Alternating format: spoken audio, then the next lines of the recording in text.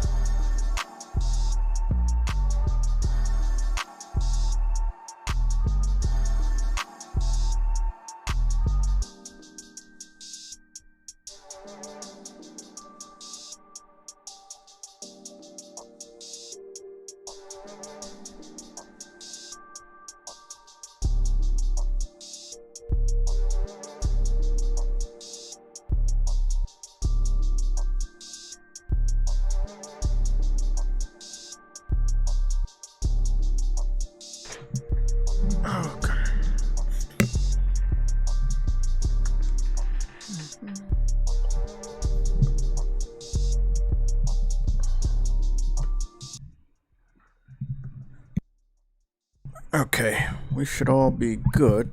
Let's tighten that up. Great.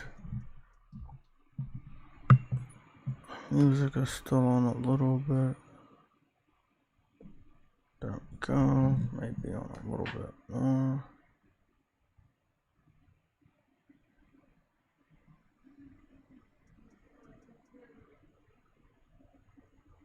Right.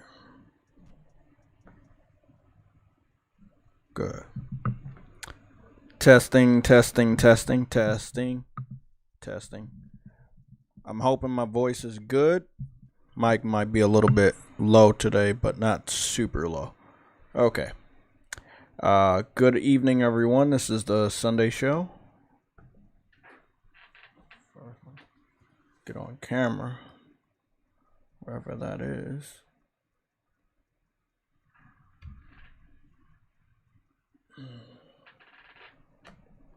Okay, let's get started. Okay. Let's see, 1 second.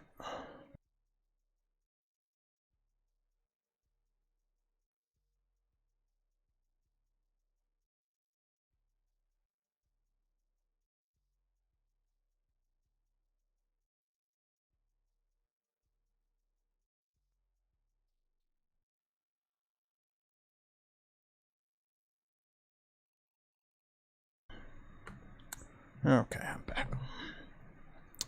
Okay. Let's get it. We're going into the shoutouts, and then right after that, we're going to talk about at least the PSA for the spoilers. What we're going to do to make sure we protect the subscribers, members, and the gamers over here. Just want to make sure the mic is good. I don't want to have it super loud today. Testing. Okay. It's good enough.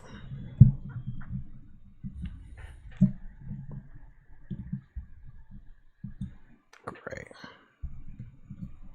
Okay. So, with that being said, let's get started with the memberships, super chat, shoutouts, and the chat. We got 60 members right now. As always, you can become a member at any time during the stream, but it will help us out a lot if you do it in the beginning of the stream so we can get you with the shoutouts. Just want to make sure the audio is good here. Cool. So, we have King Manuel. He is a member. I think he rejoined. Oh, okay, that's why you're on top. Okay, he's on top because he rejoined. We have Arnold, Frantic Animator, Seattle Chef, Crazy Ty Gaming, Briarios, Jeff B Gaming, Nelson Gaming, Brian V, James Williams, Chris Coleman, Zavari, Dadley Pierre, Zen, John Dexter, Cold Blood Sensei, DJ D, Donald Milton, Mike Johnson, Des, I'm Rich the Swag Lord, Lost, BMO Kelfel, Caution, DJ Clark, No Name, JRO49, Arnold, I think his other account, Kevin 2533, Kaiju Project, Renald Blakely, Mustang Gamer, All Day is Good, GD, Future Element Sub, Dan S, D True 49, Andrew Wilkins, Kelvin Smith, Shadow Master, Sicknick Mondo 16, Rebel Rick Gaming, Lorenzo Carlson, The Claymores, OC Reed Gaming, or OC Gaming, No Cap Podcast, Viper Reaps Corner, Always Mad Gaming, Ice Queen Gaming, Cedric, VR God V, MG Warrior, Cyber Dragon, Gamergoon 53, True Witty, Enzo, Caleb Kaiser, Frostbite Slash, and Arcane Head 97. Oh, cool. Gamergoon, big shout out to you, bro. You seem to be up for a platinum trophy. If you are a member for the, I would guess, a good portion of this month, you will end up seeing a platinum trophy by your name. Big shout out to all the members. We're gonna go head on over to the super chat shoutouts, which I believe was a little diverse. For a couple days it wasn't. We're just gonna give a preview. Yeah, it was pretty diverse. We have True Witty, Frostbite Slash, Lorenzo Carlson, Games for Eternity, J-Ro. So again, we have J-Ro 49, Games for Eternity, Lorenzo Carlson, Frostbite Slash, and True Witty. Big shout out to the members and the people that give on the super chats. And we're going to read off the chat. And I know I'm sprinting here because always got to get to the first topics, especially being so important. Who was first then? If you're... Briarios was first. Briarios was first in the chat. And then we have Lorenzo Carlson, Crazy Tie Gaming, Alexander Clifton, what's going on? Dadley Pierre, Harlem PS Gamer, Dez is in the chat. Predman is also here with us. Frostbite Slash is here with that amazing platinum trophy by his name. That's fucking awesome. That's one of my proudest little updates to the memberships. Big shout out to that. All you got to do is become a member and stay a member for like a total of 36 months, and you will get a platinum trophy by your name. Other people have different ranks by their names, different stickers to let us know what ranks you are. So big shout out to those different ranking people. JRO49, JRO, we got to talk to you, bro. It seems like you got in trouble in the Discord and got kicked out because you were deleting red alerts. So we need to know, was that you or was that somebody else that had access to your account? I'm trying to give you the benefit of the doubt. Mark Piggins is in the chat. Zavaria is in the chat. Nova Red is in the chat with a new profile picture. Can't make out what that is. Trunk Slayer is back with a cool name and a cooler profile picture. We have Cedric back with us with All Might as a profile picture. King Manuel is also here with us. Maximum Carnage is back right in time for Spider-Man. And I believe that's it for the shoutouts. Again, big shout out to everybody that joined. I do know we're doing our live streams during Football Sunday. I apologize. I don't want to change it too much because people do look for us to do our streams around this time. Okay, so 13 minutes into the show, we're going to get started with the show. Normally we're much later, but we got to get this shit out the way. This is a public service announcement. Let's get started with our first topic, which we will be covering multiple times through the stream, but let's get started right now. Spider-Man 2 spoilers. I am no stranger to spoilers. I've dealt with spoilers for PlayStation exclusives. Well, as a targeted attack against myself being a PlayStation gamer since Heavy Rain came out on the PS3, where Xbox fans would find the spoilers and then find their nearest PlayStation fan and share the spoiler with the PlayStation fan in order to make them, upset or stop them from enjoying the game. Or maybe even have them cancel or not play the game or not share anything for the game.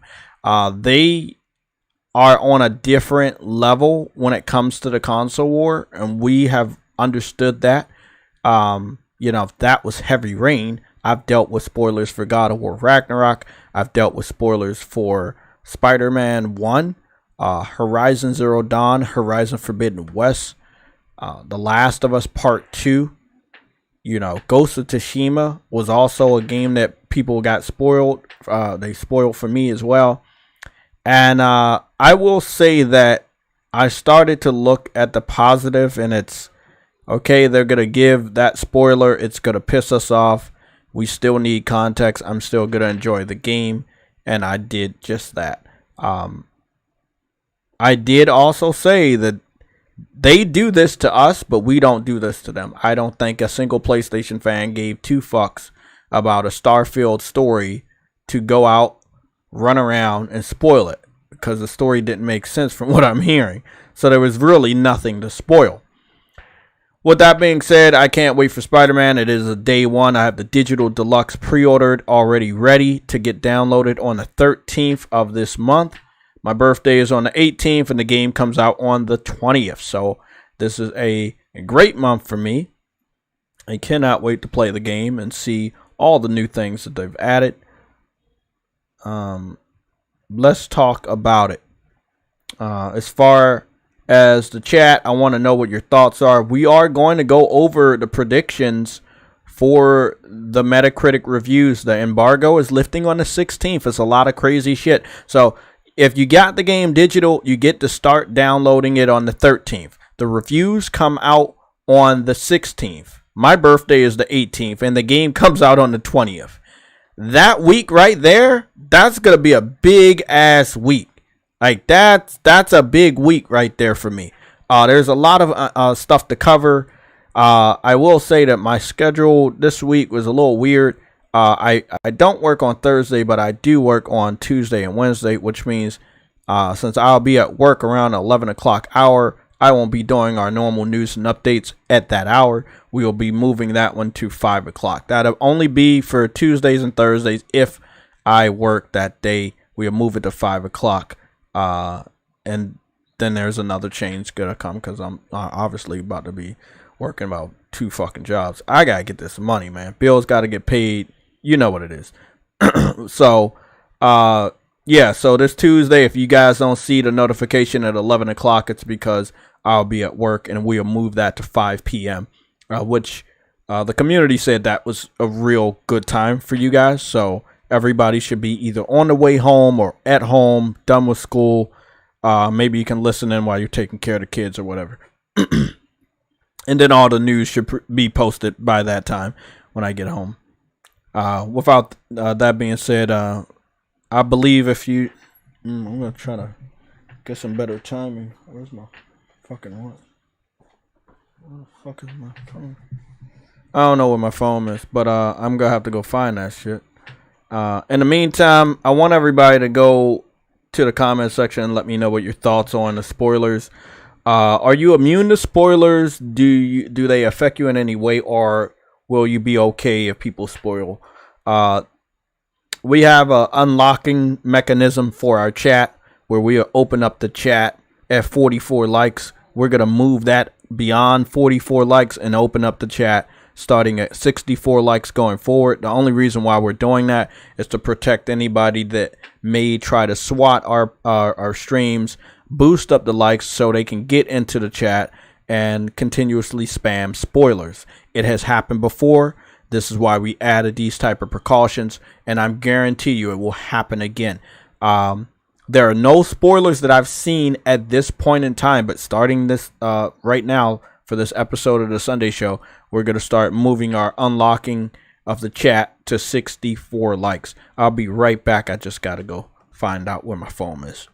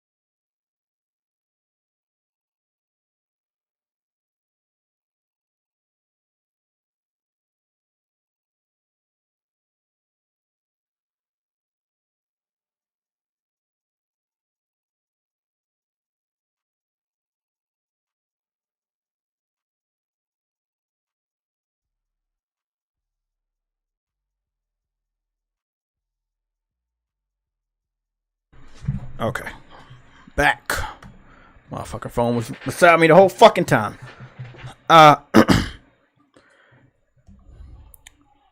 Let's get started with these. I'm gonna read some of these off real quick. Spider-Man 2 gonna be dope. Yes, it is. What's going on? Darkness Wins. You always hit the like button. We're going to get up to 64 likes and unlock the chat.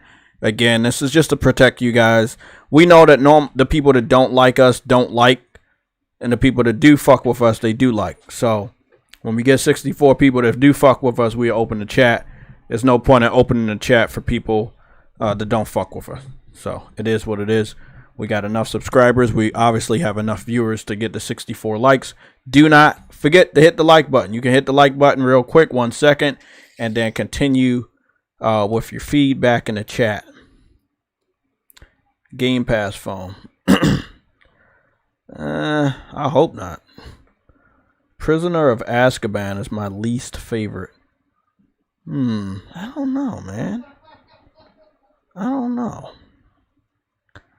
Autumn 316. You said, of course, I get a My Hero Ultra Rumble. But what's up? Oh, ad. Okay. I mean, different ads for different people. I think they gave us the choice to like know what our ads are. I believe most of my ads are focused around gaming. There was a time where the ads they kept popping up on my shit was not related to video games. So if you do see any ads, I hope they're related to video games. That would be fucking cool. I've heard people say they saw Game Pass ads on my streams too, which kind of sucks. I wish I could filter that. So what's y'all thoughts on spoilers? Again, I have not seen any spoilers as of right now, but if Xbox fans get a hold of it, they will weaponize it. So again, at least on our stream, I can say for certainty you will be protected. Okay? If we don't know somebody, they're probably not even chatting. I've also moved it up as far as the wait time. It is no longer 7 hours. It's now 7 days. You have to be subscribed to the channel for 7 days to leave any comment in the chat. And if we don't get the 64 likes in the chat, we won't open the chat. We will keep it locked. So we either get 64 likes and talk to the other people that are not subscribed, or we don't get there and we just talk to the people that are subscribed. So as simple as that. We're not taking no chances. Okay, we started enacting this around God of War Ragnarok, which was a game that was heavily spoiled by people associated in the Xbox community. So this is not some crazy fanboy theory. Multiple games have been spoiled. Multiple games have been spoiled, like when it comes to me, my channel, people that are associated with the PlayStation Legion and are targeted by Xbox fans or PC fans, and they go to the comment section and spoil shit for them. It has been fucking crazy, you know. Again, this is a weird type of console war tactic. I don't approve of it. I think it's very, very toxic. But this is all they have when a game like Starfield didn't live up to their expectations.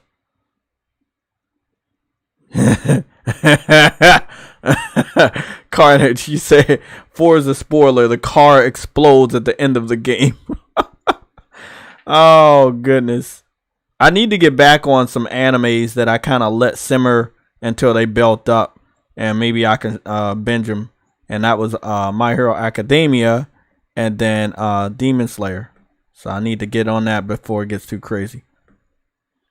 I don't know when though. I've been on Cyberpunk, and I can confirm at level 20 with Street Cred 38, I have done all that I could do in the game before I am now basically forced to do the story. There is nothing else on the map that I can do. No more side quests, no more side gigs, nothing else. I've done everything, and that's the level I'm at, level 20 with Street Cred of 38. It feels awesome. I love doing this in video games, especially in RPGs, if they let me. Do as much as they let me, and they've let me do a lot. I've been playing the game for over 3 straight days now, about 4 straight days now. And yeah, man, I was able to get a lot out the way, got a good amount of trophies, about 4 or 5 trophies. So yeah, not bad at all. I've definitely been enjoying the fuck out of the game. You guys are cool with spoilers? We're still going to do our part to protect you guys, because I know that a couple of you guys have been with us for a very, very long time. And unfortunately, you dealt with some spoilers in our chats during our live streams, because people just don't like me, and they're going to attack you guys and also try to attack me through spoilers.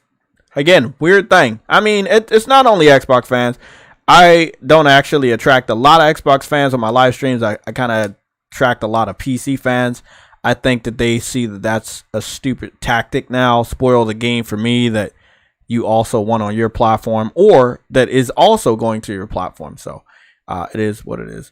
Shaolin Man, what's going on, bro? Thank you for the support.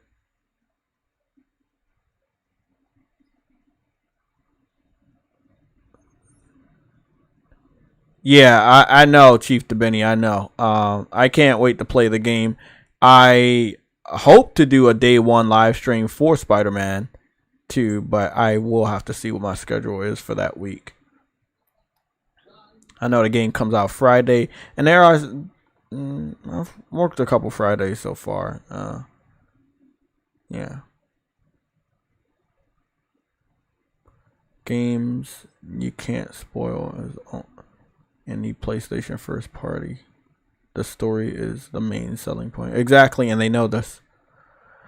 You can spoil Starfield because it ain't got no one beating it anyway. I mean, you're right, though. I haven't seen anybody, like, give two fucks about the story enough to spoil it or even talk about it. I know a lot of people have played the game, and I know a good amount of people that have not even beat the game yet. They're doing side missions and shit like that, but nobody really cares to spoil Xbox games. I mean, it's just not in high demand on the internet. Yeah, man, I don't recommend a shitload of games. You know, I don't. I try not to because I don't want to be like an influencer. Although I have influenced a lot of people to buy certain things, just me enjoying games. But I would definitely recommend Cyberpunk. Like I said, at the low price of $30, which it was $30 when I purchased the game. So if you could find the game at $30, it is a steal. I would not tell you to buy the game full price 3 years later. But yeah, at $30 fucking and they fixed the game, bro. I feel like I got more. I think I should have paid like about 40, maybe 45. The value of the game after the update is high. Not 50 or 60, but about 45, something like that, maybe 40. But the value is fucking high. It is what I want from Grand Theft Auto. Obviously, I want a little bit more than this also, but yeah, it's really good. It's gonna be my Grand Theft Auto before Grand Theft Auto 6 comes out. Really, really good. I mean, we could talk about a lot of topics, so I'll let you guys bring up some of the topics. So I'll get started with one, and that's an interesting topic. Let's see where it was. Okay, there it is. Chief DeBenny, you say, so Sony is going to forget about Stellar Blade. That is interesting. That is interesting because I've made some stuff. If you follow me on Twitter, I've made some ammo boxes. Basically boxes that I feel would be ammunition for the console war, which, I'll fuck around into. That would let PlayStation fans know, hey, you got some ammo. Don't go out there empty-handed. You got ammo. You got games. Enjoy them. And let them know that we got games. So I made a few images. No, I made this one. I remember making that one. Then all images. Let me go see. I remember making that image, and then that was a square one. Then this was the wider one. Yeah. Okay, so my damn controller is. Yay, it's not dead today. Let's go turn on the Elgato and get the white screen out the way if you guys don't mind.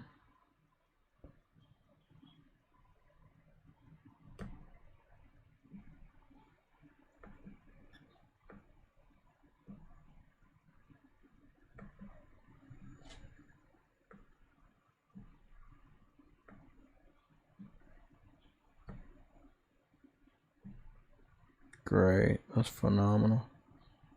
Great.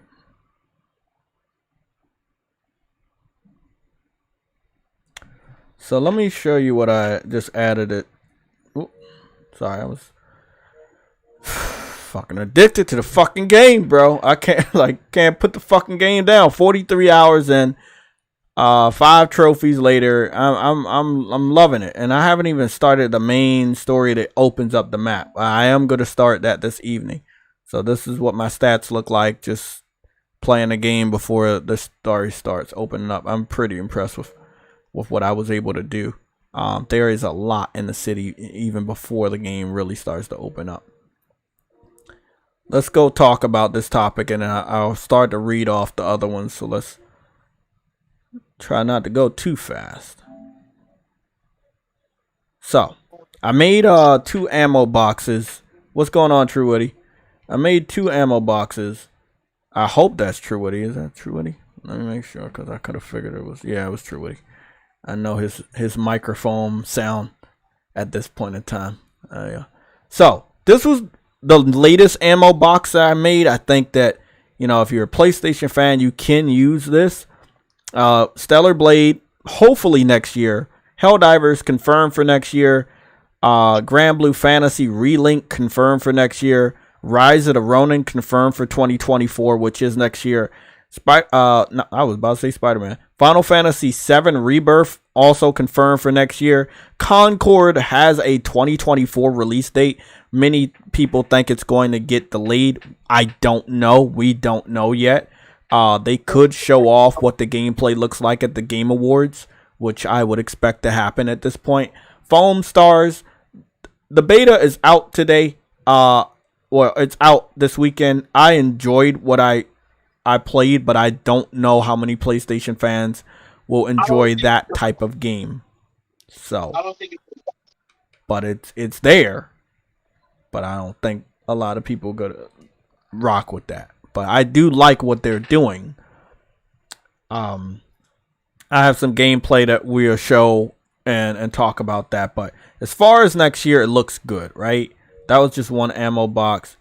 This was another one. I didn't add FOAMSTARS to this one. I put Concord over FOAMSTARS because I was trying to keep it as exclusive as possible. FOAMSTAR is exclusive. However, these games, except for Grand Blue, are PS5 only. I don't know. I don't know about FOAMSTARS. I think it's a beautiful looking game. 60 frames are great. From what I played, the game was good, but I just don't think most PlayStation fans care about FOAMSTARS. Concord, we're going to take a look at the trailer in a little bit again, but as far as Stellar Blade question, Sony doesn't talk about any game that is getting delayed, have gotten delayed, or don't have a date. The dev team, I'm not very familiar with. And just like many other new dev teams that are making pretty damn good games, this seems to be their first major game. We don't know what problems they may have. I believe the team is fairly small, but that's really all we have right now as far as information, is that PlayStation is publishing the game. It's not their IP, but they're publishing the game, and it's supposed to basically have that seal of approval from PlayStation. I don't know where it's at. You know, we can only hope that it's coming out next year, and that's why Sony didn't talk about it at all this year. I don't think they forgot about it. I just, you know, again, we're looking at the majority of their game lineup. Just go to the ammo box part 2 that I made. It is very Japanese, you know. FOAMSTARS, that's the Square Enix game, Japanese. Grand Blue Fantasy Relink. I believe Psy Games is not Japanese. They're Chinese? Korean? Okay. Oh, no. Psy Games? All right. You're right the first time. About Chinese? I think it's something else. Yeah, I think it's something else. Chinese. Okay. And then Stellar Blade is Chinese as well? I think Korean. they're Korean. Okay, Korean. And then I already know Rise of the Ronin, that's by a Japanese developer. Square Enix again with Final Fantasy Rebirth. Japanese. Concord, European? Yeah. Okay, and then Helldivers is also European. So as far as the list next year that we have for this ammo box right here, none of them are PlayStation first party studios yet. And all of them are from either Europe, Korean, Chinese, or Japanese, which is awesome. They've been doing a great job. All those countries' devs have been doing an amazing job. We have some stuff to talk about Jim Ryan's departure, some stuff that I figured out, some things we talked about, many things I was right about, and it's getting exposed now, and I will be talking about that. We got to go to the chat and go over at least 2 more questions or topics from the chat before we get started.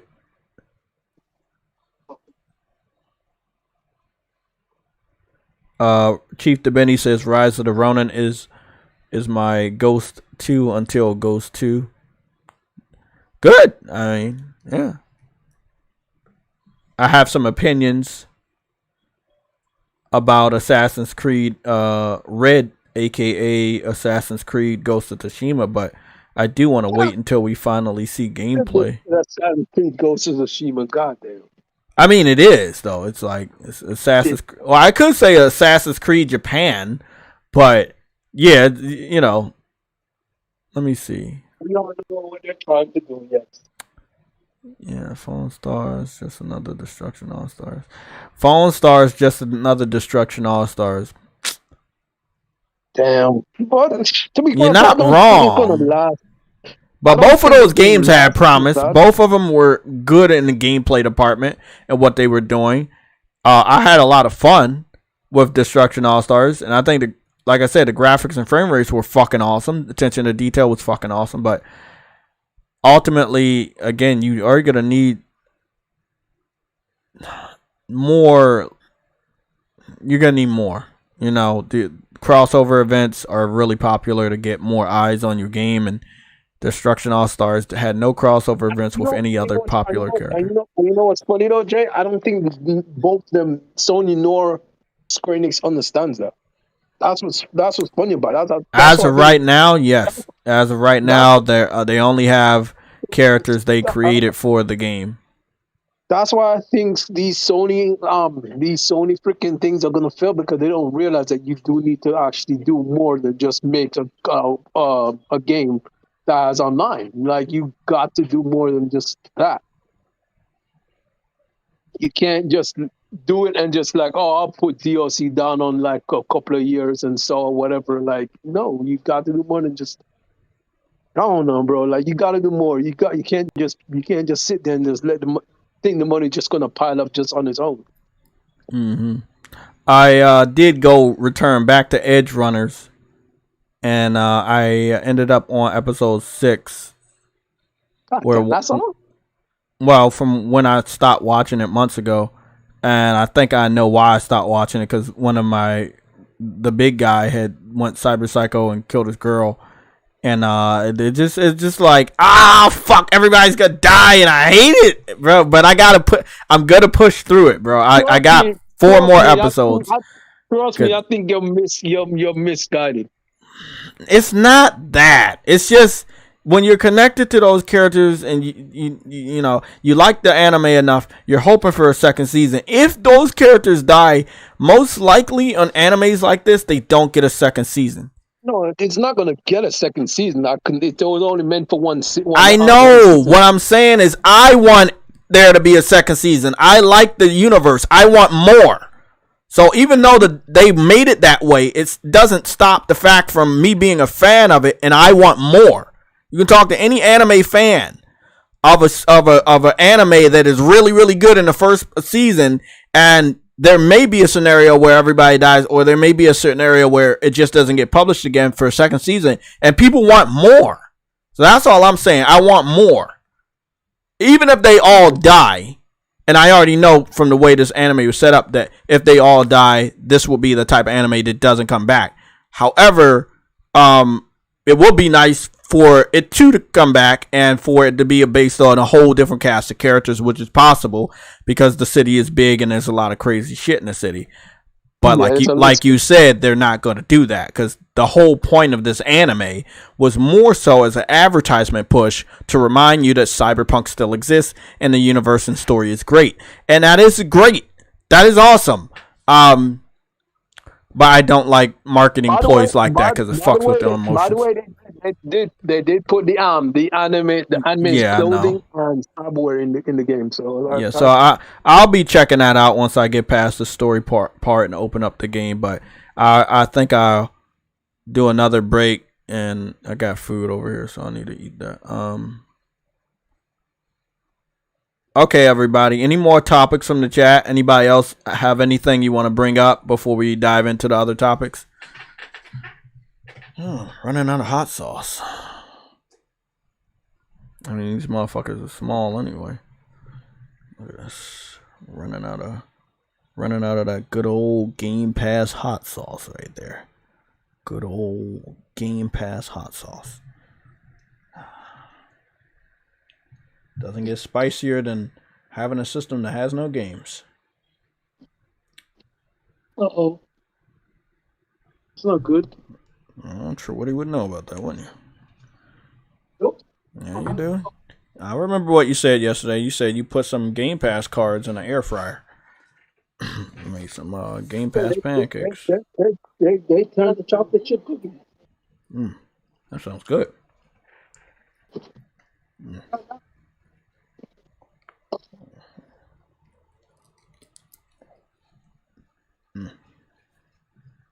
They did very well in the day fryer. They were bringing, but they worked out.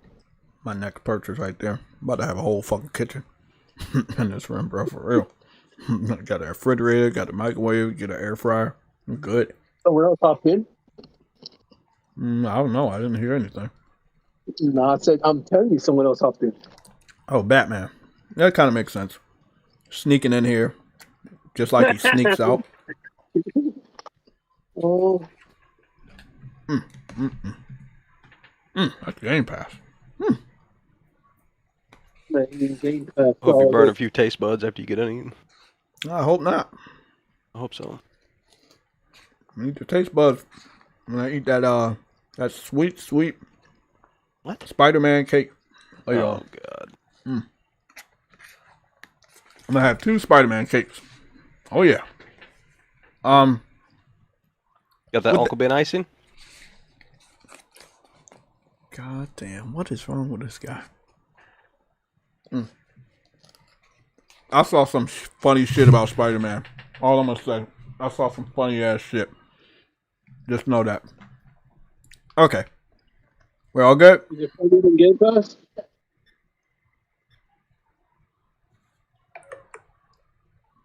Yeah, it's better than actually, subscribing to it. Let's get started with a small topic about Game Pass while we're on the topic. A gamer in our community that I'm not very familiar with wanted to play the new game that's on Game Pass. That it is a pretty big hit. I was just about to say that. Yeah, it's a pretty big hit. It's called Animal Party. I was interested. It was a day one. I like those type of games. There was another game like that. It was called Gang Beasts, and Microsoft did the same thing with Gang Beasts. Yeah, they made that exclusive to Game Pass for a point of time. It came over here and nobody gave a fuck. I'm gonna keep my eye on Animal Party. I just don't know how fun it's gonna be without friends or whatever.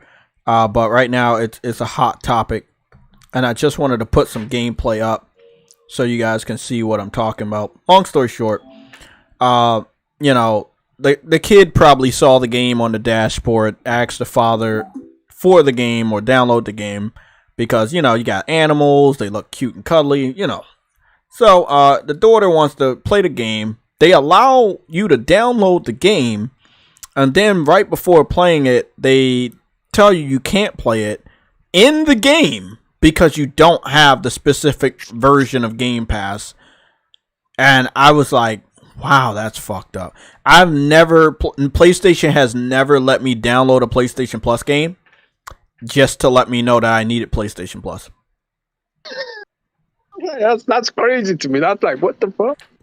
Like, let's be real. Do you understand how stupid? Like, that's like Netflix letting us download the app and say, you need Netflix to watch it. You know what's messed up though, Jay? They made you waste data if you didn't.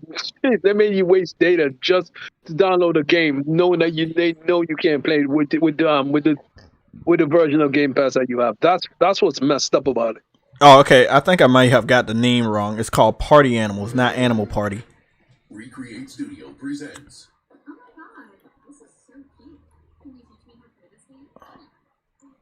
Yeah, when I saw this game, I was like, this looks good. I was like, this looks fucking good. And then obviously they announced it for Game Pass, and it's not gonna take away from how good it looks or how good I knew the game was gonna be. But you know, again, I grew up with Nintendo, so I'm cool with this shit. So what is this game supposed to be? Little battle royale party based game based off physics, different animals and shit flopping around. Good for kids, you know, good for family, shit like that. It seems to be very big in the mature gamers. I've seen a couple of grown men playing this shit on Xbox. I think It Takes Two has a better, Yeah, I know.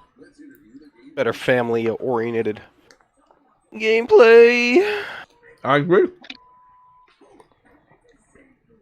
Otter. But it is what it is. Still pretty sad. I can see why the daughter would want to play this game. It is pretty fucked up that it's hidden behind Game Pass Ultimate, which is now $17.99, and I'm guessing the father had unsubscribed to that. It's not that it's hidden beyond Game Pass Ultimate. It's that they just don't tell. They didn't even say that it's a part of Game Pass Ultimate. And on top of that, they still allowed you to download it, giving you false pretense that you can play it.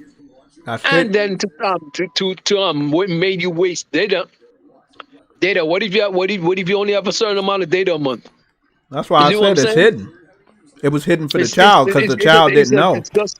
It's a disgusting tactic. Yeah, the child didn't know. That's why I said it was hidden. I'm pretty sure the child had no idea. Probably 3 to 4 gigs, if that.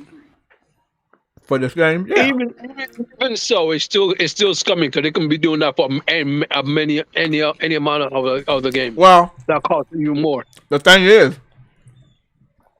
this stuff happens a lot, but Xbox fans don't want to talk about it because it makes the company look bad. So you'll only hear the truth from people that are not kissing the boots of Phil Spencer. So that was a real gamer with a real family, and he had a real fucked up moment, and he talked about it, and I respect that. But it's nothing new, though. That Microsoft did that whole paywall behind fucking Netflix when it first dropped. Well, that's the same thing what's going on Starfield. Nobody wants to talk about it. You can't play Starfield if you don't have Game Pass Ultimate. It's not on the Game Pass Ultimate tier. Sorry, it's not on the it's not on the lower Game tier. Pass tier, it's got to be Ultimate. Yeah, it has to be Ultimate. Yeah, because the community hyped and gassed that game up. You know what I mean? Hold on. So it's not on normal Game Pass, like that. I'm not okay. I don't even know what the fuck can say because. So when you played it for the first time, which one did you have? Okay, what about the Game Pass without the internet? Because without the online service thing, because Starfield doesn't need online. It makes perfect sense to me that it shouldn't be, and it should be for all of them. But when they changed Xbox Live Gold to Xbox Game Pass Core, they changed some shit and they made it tier based. They made certain games tier based. That's that right there. Starfield is not in Xbox Core. It's not in Xbox Core. Yeah, Core, because Core is just Xbox Live. That's what I'm saying. Yeah, but listen, Truity. I'm trying to tell you what I saw. There's all I'm saying is when they made a new tier base and that was called Core, and then a week or two later they gave a list of games that will be included in Core. Starfield was not included in the Core list that was released by the company. But most people that already play Starfield already have Game Pass Ultimate. But there were a few that didn't. And this is where I learned that the people that don't have Ultimate could not download and play Check this out. Starfield. Check this out. So I'm sitting here looking. I'm on my computer right now as we're talking, right? And yes, you have PC Game Pass and you have Game Pass Ultimate as you're talking about, right? Mm-hmm. So what's shaded out in the core version for the $9.99, right? What's shaded out is play a library of over 100 console games. That's shaded out. Xbox Live Gold, shaded out. Enjoy free perks, shaded out, and then play console games from the cloud, shaded out. There you go.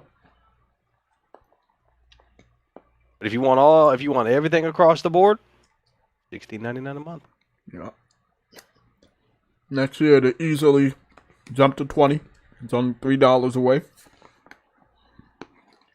And when they're comfortable paying the $16.99, yeah, add $3 more. Well, that's the thing. They were already overpaying before they did this price hike, right? And the quality of the games that we've analyzed, they just don't meet that expectation. We've talked about Plus for 3-4 years now in comparison, and this is before the revamp. After the revamp, it was just a slaughter by Plus. And again, the price hike for Plus, not justified, not that much. But it is a lot of quality in there, and you got to pay these people, and they want their royalties. And you see what's going on with these servers, Afro this week. You saw what happened with all these layoffs with these games as a service, and they're not doing good this season, or they haven't done good this year. So now we gotta save some money, and that's what's going on. People want more money, so now Sony got to raise the price so they can pay those people.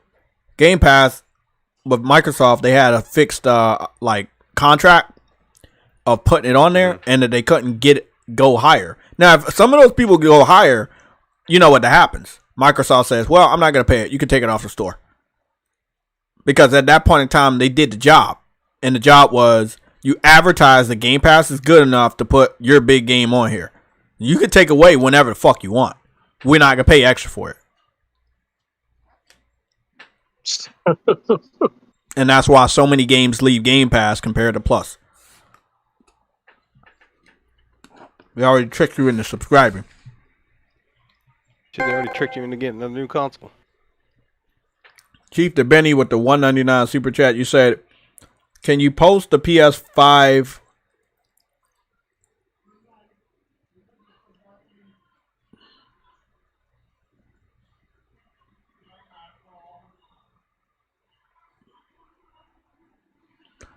The PS5 3D audio music?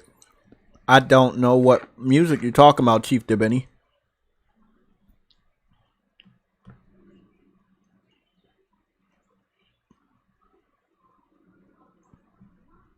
Oh, you talking about the soundtrack?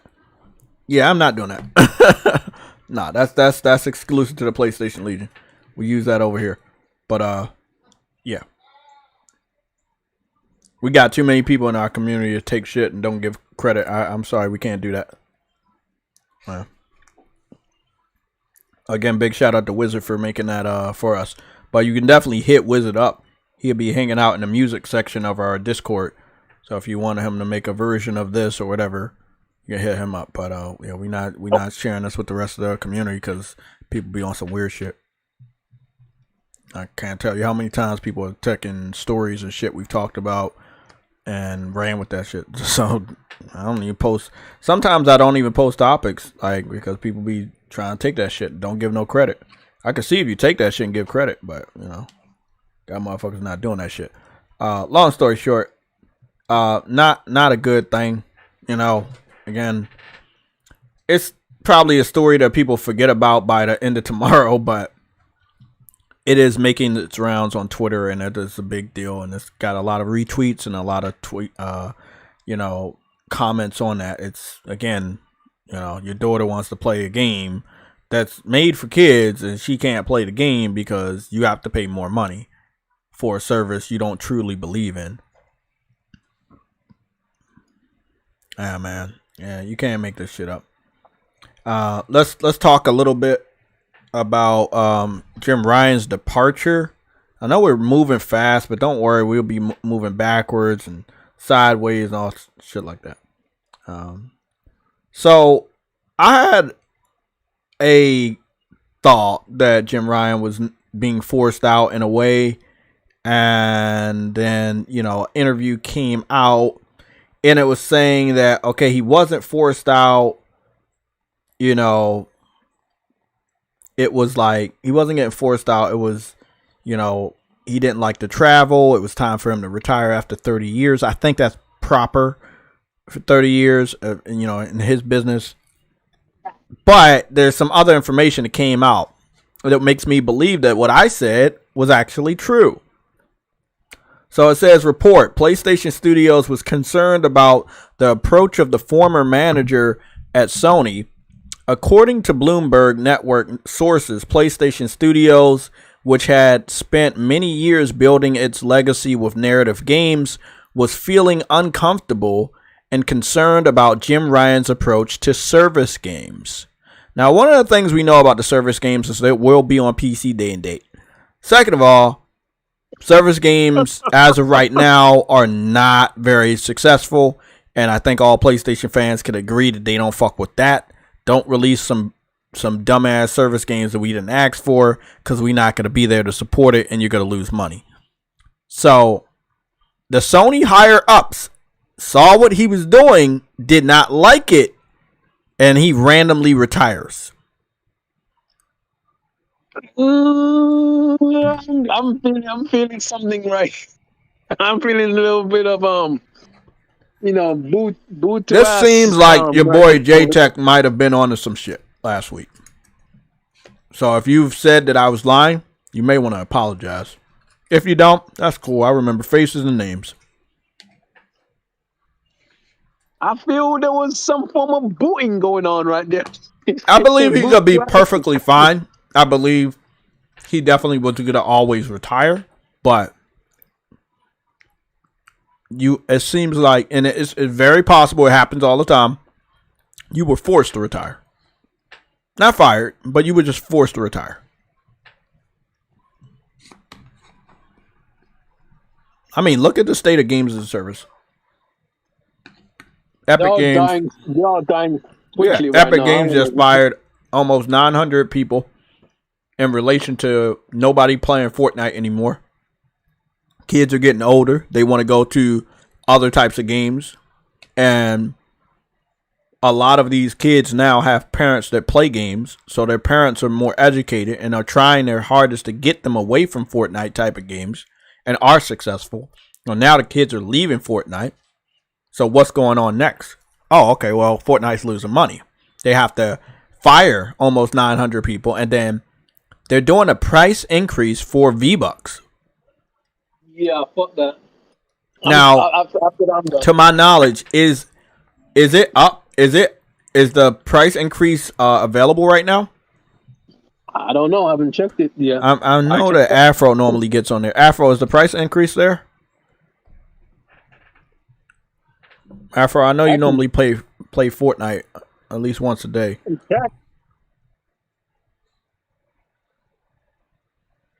Now, I'm just letting y'all know I'm putting a lot of hot sauce on this chicken, but it does mean that I probably will run out of here and rinse my tongue with water, but it's all right. I'll be all right. For a different reason, Jay. I'll be all right. I'll be all right.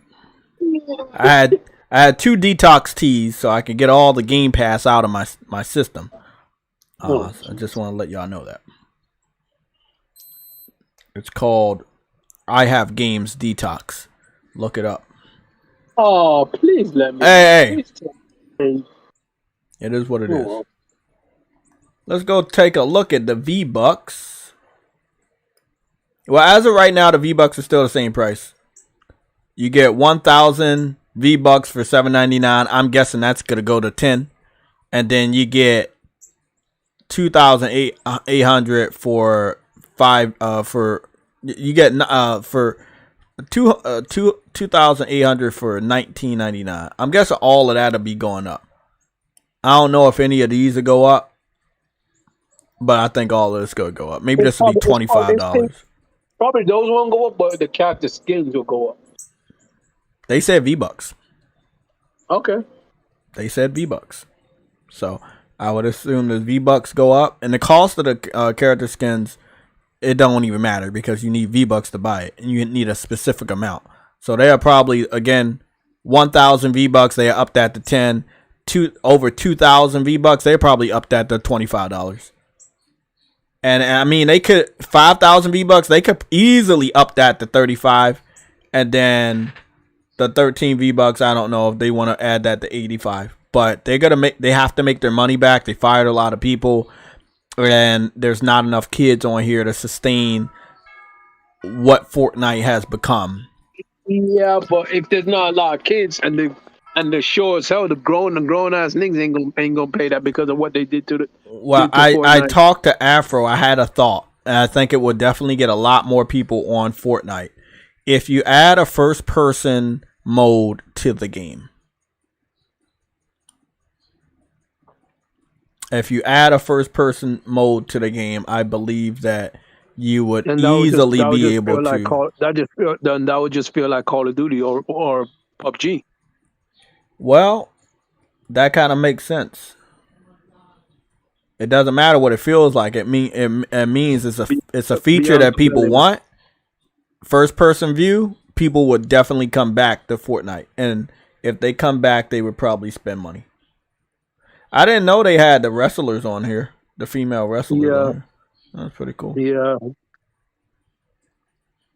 Bianca Belair and freaking what you call it. Bianca looked good.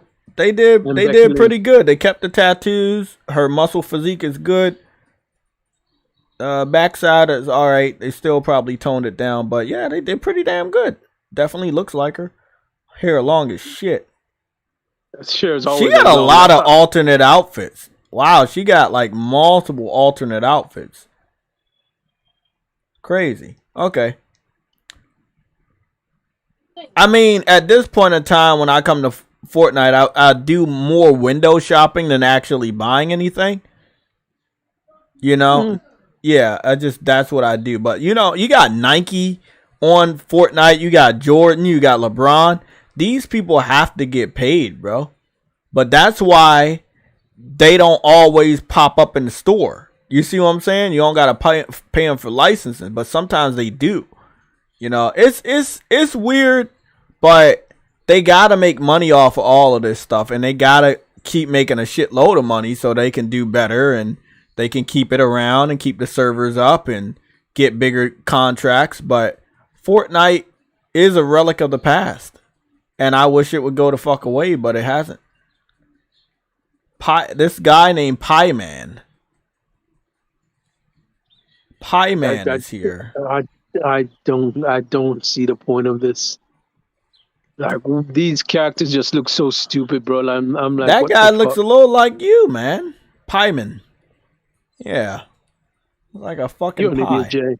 You're an idiot. He's a pie creature. You're a dumbass, bro.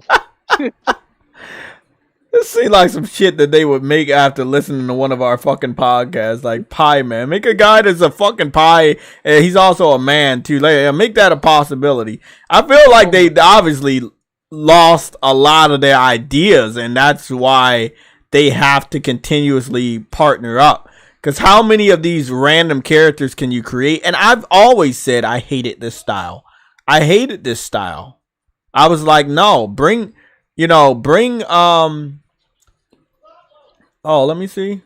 Oh, you can make your own anime character. This is what I was saying. Like, you need to always have this.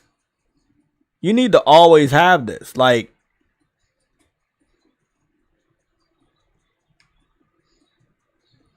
let me see. If you have the option to create your character, I know that people won't be here a lot. I know. Yeah, it kind of makes sense. It's just stupid, because if you actually give someone the opportunity to create any character they freaking want, and just the outfits that you get, iconic outfits from iconic characters, you would make a lot of money, and no one complain about the design of each character. Like, but y'all want to, like, it's weird, bro. I know, man. I'm making somewhat of a character right now. But the thing is, you see how easy this is? If it's that easy to make your character, then why not just add that feature? No, because they're not going to make enough money off of it. And plus, they didn't make Fortnite to be this type of game. So that's one of the reasons. They didn't make Fortnite to be one of those type of games. So it makes perfect sense. But they are adding in more characters that you can customize, and that is very interesting. Now, most people don't want these characters because sometimes they're low budget. These anime characters kind of are like on a cell shade level, but they seem to have 6 different. That's 10 different types of anime characters you can customize. 10 different. That's a lot. You know, all of these characters in Fortnite are low budget. No, I'm saying they're low budget because these are all cell shade design. They don't look like the different type of Fortnite characters, like the new versions. You have good shading and stuff like that. Cell shade is always lower budget than the other visuals that they're using for the characters. That's why I said it's low budget, because these are customizable characters. There's 10 of them and they're all cell shade. All the other ones that they have that don't have cell shade, they're like this. And then the other ones I've seen with like superhero or sports types, and they kind of have a few that you can customize, but it's not as many options in the coloring as I've seen right here. Also, you can actually customize the different type of pants you want one of them to wear. So you can wear pants, or you can wear shorts, or these other type of pants. 3 different types of shoes, a different type of emblem. Like these, again, the cell shading, they have different options on. Oh, sorry, 1 second. They have 3 different types of cell shading, so this is not actually low budget. It's now higher budget because they have 3 different types of cell shading for the character models. That is really impressive. Okay, so all I can say right now is that why not just allow you to make your own character from scratch and put the microtransactions on different outfits that you wear for your character? That would be beneficial because, you know, like it's just weird. That they're only losing money because kids are growing up, and the new generation of kids don't care about this. They care about like a Roblox or some other shit. I don't know why, but bro, I'm just. If you make a game and go by kids what they want, bro, you lose so much money. Like, I don't see you remember PlayStation Home, right? I remember. Yeah, they had their own mall. You made your character from scratch, and I will say, the visuals on the character still look better than what I'm seeing on Fortnite. So you make your own character, you go to the mall, and you buy whatever you want for the different parts of the character's body, and you're fucking good after that. That's it. Exactly. It's really easy. Can never find PlayStation Home when I want. I know it's super old, but damn. I'm just gonna show off. I'm not even gonna show my content today. I normally do show my content, but I can't remember which video. The fact that it matters on PlayStation Home, you can create multiple different types of characters. Like, you see what I'm saying? You can create multiple different types of characters. Different different loadouts too, like different loadouts. So exactly. Yeah, and you can buy multiple different types of clothing for each for your character you wanna put the clothing on. It's like Fortnite just didn't even think that far ahead. They're just like, oh, we're just gonna allow you to buy different characters. I'm like, okay, but so this was work. PlayStation Home Mall. I think this is from like when they brought it back or whatever. But this was the PlayStation Home Mall. Somebody made some content right here. It was a full-on mall. It had a 2-floor mall. It had different shops on different levels of the mall. I remember upstairs, when you went upstairs, they would like have ESPN shit up there, sports stuff, different, just so many different stuff that they would have. They would have outfits and all the stuff that you would buy. It would be promoted in the window, just like a normal store. It was just so much better, so much nice and professional. And And again, very nice area, very nice mall, very realistic. But Fortnite is like, hey, let's trick them into buying these different characters that are always alternating. It's kind of like a gambling system because you never know what you're gonna get going into Fortnite. Some days they may like switch out certain outfits. It is a gambling system because you when it comes to you wanting to get something and you say, oh, I get paid then I'll wait. That shit's gone and you have to get it now. Like It's fucked up. boy, it's just stupid. Instead of just keeping like a shop when you add stuff to it, that everybody you can get it whenever you actually want. They'll make more money, but no, they want to put it on the time, like, and then bring it back whenever they feel like bringing it back. And at that point, it's like you don't have no content. Like let's say you play Fortnite, right? You go in there and you look at the shop and you're like, there's nothing here I can give a crap about. But then again, there was stuff there like a couple of freaking hours ago that you probably might have wanted, but they took it away because they want to rotate stuff.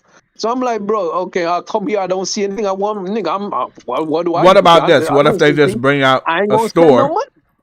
What if they bring out a store? True, what they bring out a store and they have all the outfits there available all the time. I think they would make their money back because then people wouldn't have to, like, oh, I gotta wait for this day or this month or this season.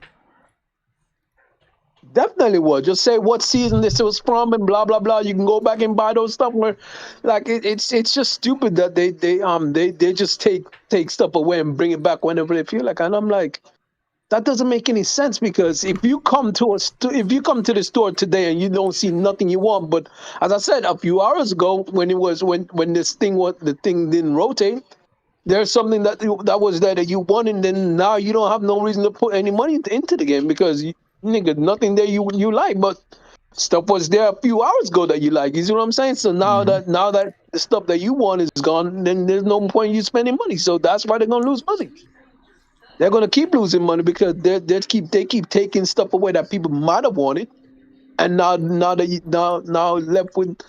left with stuff they don't want. So why would they pay any money to you? Like, it's no point. Ghosta, fill me in on why Pio is celebrating, because Pio was all for Jim Ryan putting games on PC, and now it seems like if he's celebrating Jim Ryan's retirement, he moved on over to me and True Woody side, where we weren't celebrating his retirement. We just did not like him because of the PC shit, which I know that PlayStation and Sony don't really agree with. So it was really weird for other people to start to say, oh, they didn't like Jim Ryan. We don't know. Me and True Woody, at this point in time, we truly do not know why they don't like Jim Ryan. I know why I don't like Jim Ryan. I know what he did that I don't like. I know what True Woody thinks about that too. But these other guys, they were all for games going to PC, so they have no reason not to like Jim Ryan. There are other things that were really good about PlayStation that Jim Ryan oversaw, so I think that putting your money all in on games as a service is not a good bet. The VR shit is, look, the VR headset is great. The technology on it, the graphics on those games, awesome. They have some really good games, but it's not for everybody, and it is, I'm sorry, a little pricey. And people are not picking it up, no matter how great it is. Oh yeah, True Woody, this was the revamp of the mall in Central Plaza. This is like towards the end. This is like, hey, we're gonna upgrade PlayStation Home and kind of make it futuristic a little bit for the new generation, and that's what they did. Yeah. But yeah, long story short, man, PlayStation Home was on that shit. I think Fortnite having a central plaza or a central area for all people to play or be in before fighting, instead of just launching on an outer island before you go in there, that's stupid. Look, man, they gotta innovate and they're gonna have to upgrade some shit, or people are just gonna keep leaving. Every year a kid gets older, and every year a kid gets bored with Fortnite. They have to innovate. Adding a first-person mode would really bring people back. Again, what's that game called? Counter-Strike 2 just came out. So I don't really know what their chances of recovering any losses are going to be going into next year. Because people, even kids, are on Counter-Strike Global Offensive on PC. So Call of Duty may have some problems as well on PC this year with Counter-Strike Global Offensive being available and being free. I don't know, man.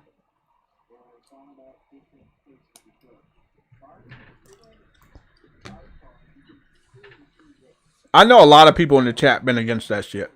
I think we've all been against that stuff.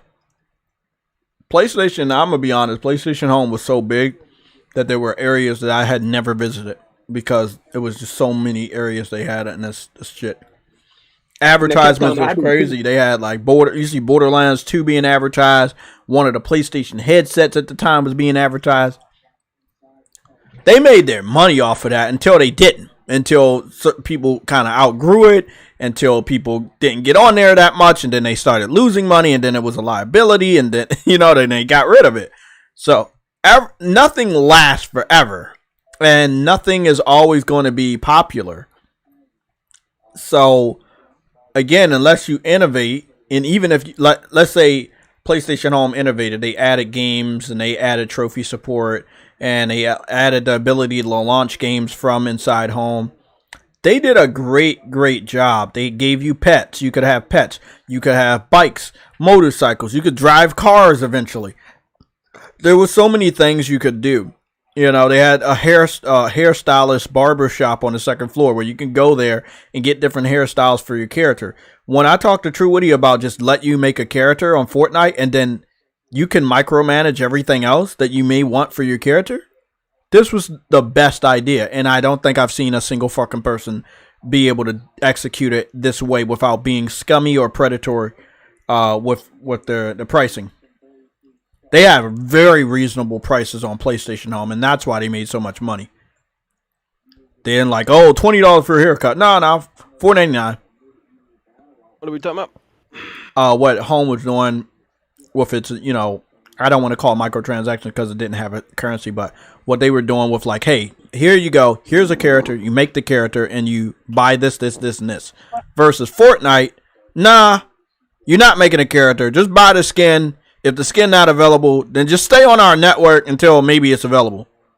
Like, that's stupid. That's the stupidest thing I've ever heard. Like I said, kids are getting older. They're leaving Fortnite. Counter-Strike 2 is out. Other competitors are out. A lot of games as a service are out, and they don't want to spend their money there. It's kind of like PUBG. Like people. Hey! You better watch your mouth. It's like PUBG. Sometimes people see it, and then other times people don't. You want to know how much I got invested into PUBG through the longevity of me playing it, and you're gonna say I'm fucking crazy. Nah. How much? Yes. 50,000. I ain't going back. I ain't that fucking stupid. 4, 5, 10. 5. Oh man, fuck out of here. I did that shit on PlayStation Home in my fucking sleep. But I think I topped off around $5,000. Maybe. I think it was closer to 3,000. Yeah, I think it was closer to 3,000. I knew some people that did 5,000, but I think I was closer to like 4,000. I was making big money at that time. It's definitely over 5,000. I can tell you that. Right? Yeah, I can imagine. Progressive guns. You can look it up. Those progressive guns, the ones that they have. I mean, it's the one from the car, from the insurance company. Yeah. Mhm. Yep. But upon the ecosystem of what you're needing to level those guns up, once you get it fully leveled up, it's close to $1,000 if you get lucky, and if not, it's definitely over $1,000 per gun. And I got multiple. So, yeah, I get it. My understanding is though with it, right? I've contributed to that game getting the updates, maps. You feel what I'm saying? So I have no issue with it because it's my main game that I play daily. Don't get it twisted. I'm getting Spider-Man. I'm getting Alan Wake. I dabble into my story-driven games, but when it comes to me playing a game every day, Mm-hmm. PUBG. So I have no issue with until it. it's not. People Yeah. do. Some people do. Until it's not. It's PUBG until it's not PUBG. Mm-hmm. But you know, because you know, I've had the community in there. Oh, it's fucking stupid. I wouldn't do that. Well, you say it's fucking stupid, but at the end of the day, if that's your go-to game and you spend No, that no, much no, no, time no. on it, I don't see a problem. yeah. But even for the individual, because again, they don't understand though, right? It's games as a service because when that game first came out, it was utter dog shit. Okay, the game is completely, totally different from what it was to what it is now. Why? It's because people buy progressive guns, people buy battle passes. You feel what I'm saying? So the money that is being spent, like you said, many times the developers got to get what? Paid. Yeah, you gotta get paid, So or they're it's not gonna be there. so therefore it's for individuals like myself and many others that dive into these progressive guns and want to spend money. We are the reason that the game is still thriving and going and doing what it does. But upon your simple mind frame, not saying you guys, but people I play, you know, the randoms, oh, that's stupid, I wouldn't do that. Oh, but you're okay with going to the bar and spending $300 to be a social butterfly and be Yeah. surrounded by a whole bunch of drunk individuals? Yeah, Okay.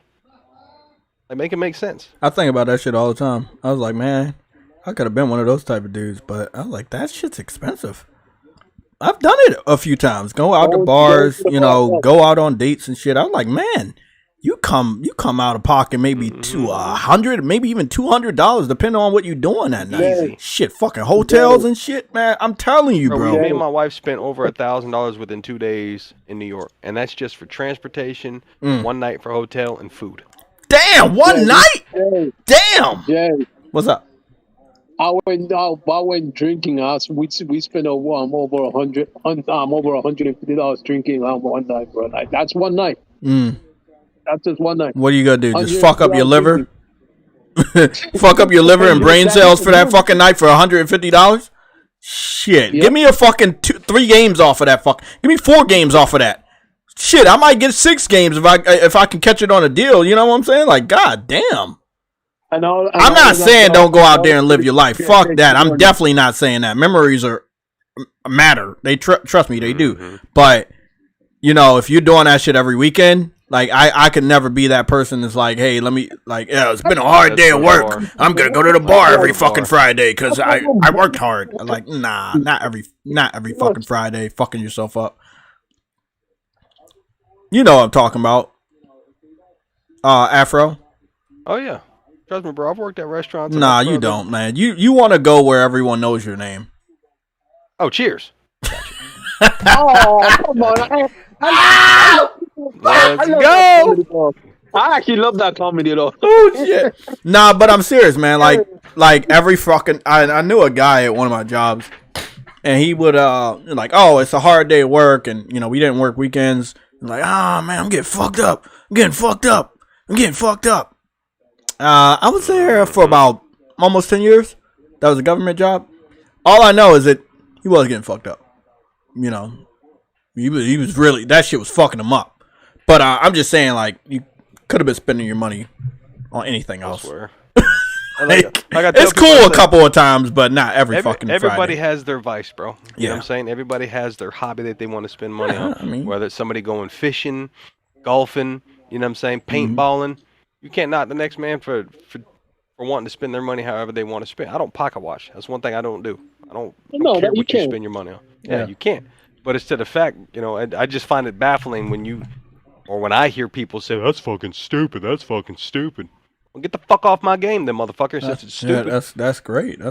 I can't tell you the functioning adults that I've played games with on PlayStation Home that many of them spent more money than I did on many other games. I spent way more money, and I think that's just stupid to tell somebody how they spend their money. Like, I see people that make setups. Just an example.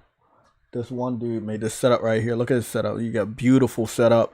Nice laptop chair, beautiful fucking PC, multiple monitors, you know, lights and shit. And you know, what is he doing? He playing a game that is similar to PlayStation Home. He playing a sexy lady, but what is he? He's a dude. That's what he wants to do. If he has the money like that to do shit like that, hey, do it. You know what I'm saying? Is he playing on PC, but he has everything in his room PlayStation? Yeah. Why? Because he's smart. You know, I'm serious. He's smart. Hey, well, if I put PlayStation here, motherfuckers gonna come here. So, hey, bro, you doing the right thing. Mouse pad, PlayStation. The controller set up over there, PlayStation. PlayStation 7. Last of Us right there. Goddamn, gotta love it. But that's how he wants to spend his money. Like, if I had money coming in like that, would I have a setup like that? Fuck yes. You know, I got bills to pay. You know, but slowly but surely, I'm gonna get that shit. Don't worry, man. That's a nice ass that PC right there. I got that. I like I got that PC. same mouse pad. You do? Mhm. That PC's fucking like that. I've seen a couple people with PCs like that. Shit just, it looks like it's a fucking beast. Like, I mean, God, looks that can looks be fucking deceiving. Yes, the chassis is a nice design, but what's that internals like? You know what I'm saying? Well, I don't care Yeah, what my their wife got- internals like. Well, I mean, there you go. Just go ahead and take your internals out of a fucking I- rebuild. Walmart at PC this and point, then I use would one get of those I would chassis get a and you in there. PC from Rent-A-Sitter at this point. I mean, do what you got to do to survive, right? Yeah, I would rent. Put some RGBs in there. And Shit, I would rent Game Pass, bro. At this point.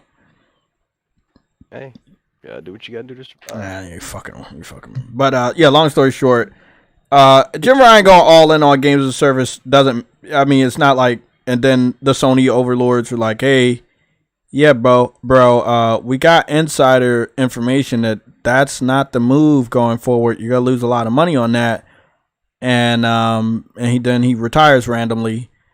But we found out, first of all, the story was, okay, he's retiring. It was a rumor, but it wasn't. It was a report by Jason Schreier. Then an hour later, it gets confirmed. And then an hour after that, it gets confirmed, oh, he retired because the travel was too much. Then about a day or two after, this is when this information starts to pour out, like, oh, he's retiring because he was trying to do too much games of a service and VR wasn't good. It's crazy. 1 second. Phil is knocking on his door.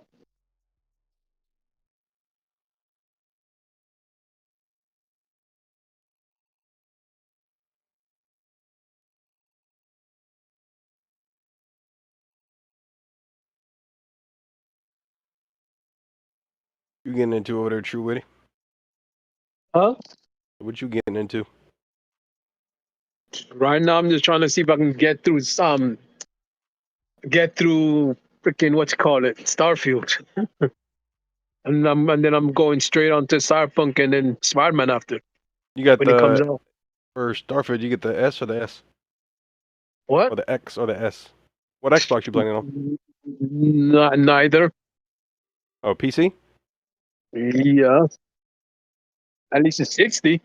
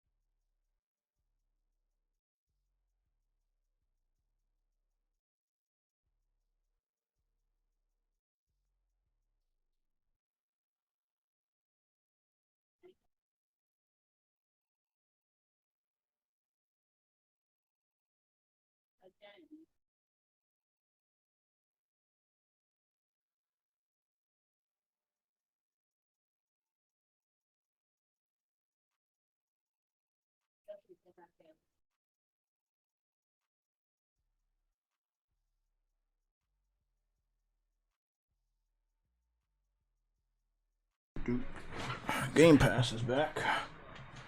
I know you like Game Pass, Jay. Like Don't it never worry about fucking left. it. Sorry, I had to do something, man. I was like, what the fuck is going on? What are we doing? I had the wrong video up. Sorry, that's my fault. I had the wrong video up. Okay. So it looks like we found out the truth. Like, Jim Ryan was due for retirement, but they pushed it up. I think that Jim Ryan, they could have just kept him in there until the end of the gen, 3 more years, you know what I'm saying? But it seems like it was forced. The VR thing, it's from what I'm hearing, is VR and games as a service. Sony's not confident in the games as a service pitch. They don't know if it'll work out for them. And then when it comes to VR, I don't think they're seeing the sales from the headset that they want to see. It doesn't mean the headset is bad. Me not buying the headset does not mean that I believe the headset is bad. It just means that it's for more than just JayTech. It means that it's not selling the way it needs to sell. If I'm being honest, like PlayStation Home, I didn't save it. I did my part. I made content and I loved what they were doing with it. And it still failed at the end. I've supported tons of games that I thought were really good from PlayStation and they ended up failing. So whether I support something or not, and I just want everybody in the chat to know whether I support something or not does not mean it's going to fail or succeed. But I will say that I was not a big fan of spending like $550 or $600 for the VR headset. I wasn't in favor of spending $400 on the first headset. I was like, I'll just go get me a new TV and invest $400 into multiple games, But because I'm gonna have to get the $500 headset, and then on top of that, I'm gonna have to get VR specific games, which are cheaper. I've seen that they are cheaper, but I'm still gonna have to get console games, controller based games. PlayStation Plus is higher in price. So these are things that you have to factor in as a gamer, and then you got to say when is enough enough, and then also, is the VR headset going to go down in price? Fuck yes, it is. So if it ain't your time to buy this shit, you'll get it later at a lower price. I can only assume that the VR headset sales have been very bad if Sony, let me see, let's say this right.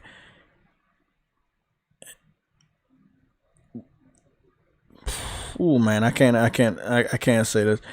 So the sales must have been bad if Sony is forcing Jim Ryan out, presumably, right? Like, rumor right now. You can classify it as a rumor. It's coming from the same people that broke the story that he was leaving. So I don't know how much of a rumor it is. It's coming from Bloomberg in an interview. So VR sales not good, and games as a service don't look like it's going to be successful because they've looked at other games as a service. And again, I'm so happy that my boy Afro is here because he's talked to me about games as a service. We've talked.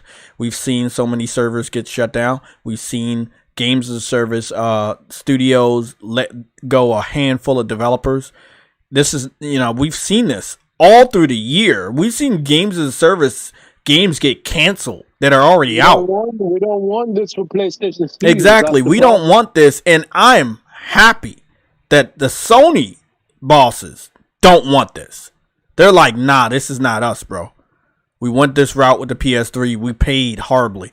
We don't want this. From what I'm hearing, it's around 12 to 15 studios that are doing games as a service titles for PlayStation right now.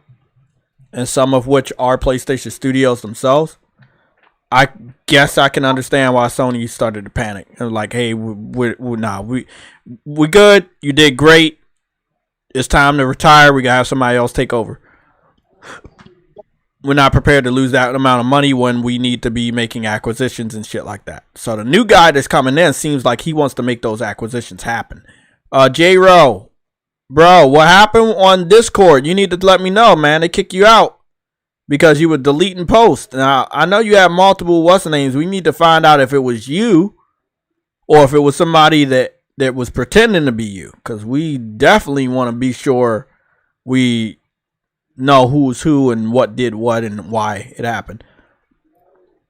Let's go through this with the chat. What's y'all thoughts? So Jim Ryan presumably being let go or forced into early retirement due to his plans for the future with PlayStation when it comes to VR and games as a service, that it looks like he would be losing so much money with those things that the Sony was like, nah, we can't have that. We need to kind of probably angle back, focus on first party games, stuff like this. So a lot of games are still in development, but again, connected to this report is the Deviation Games situation, where it seems like Sony softly canceled their game that they were working on.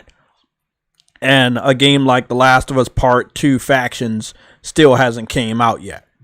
So, yes, he was the CEO of PlayStation, but maybe there was some pushback with Sony, and they were like, hey, we see what you're doing.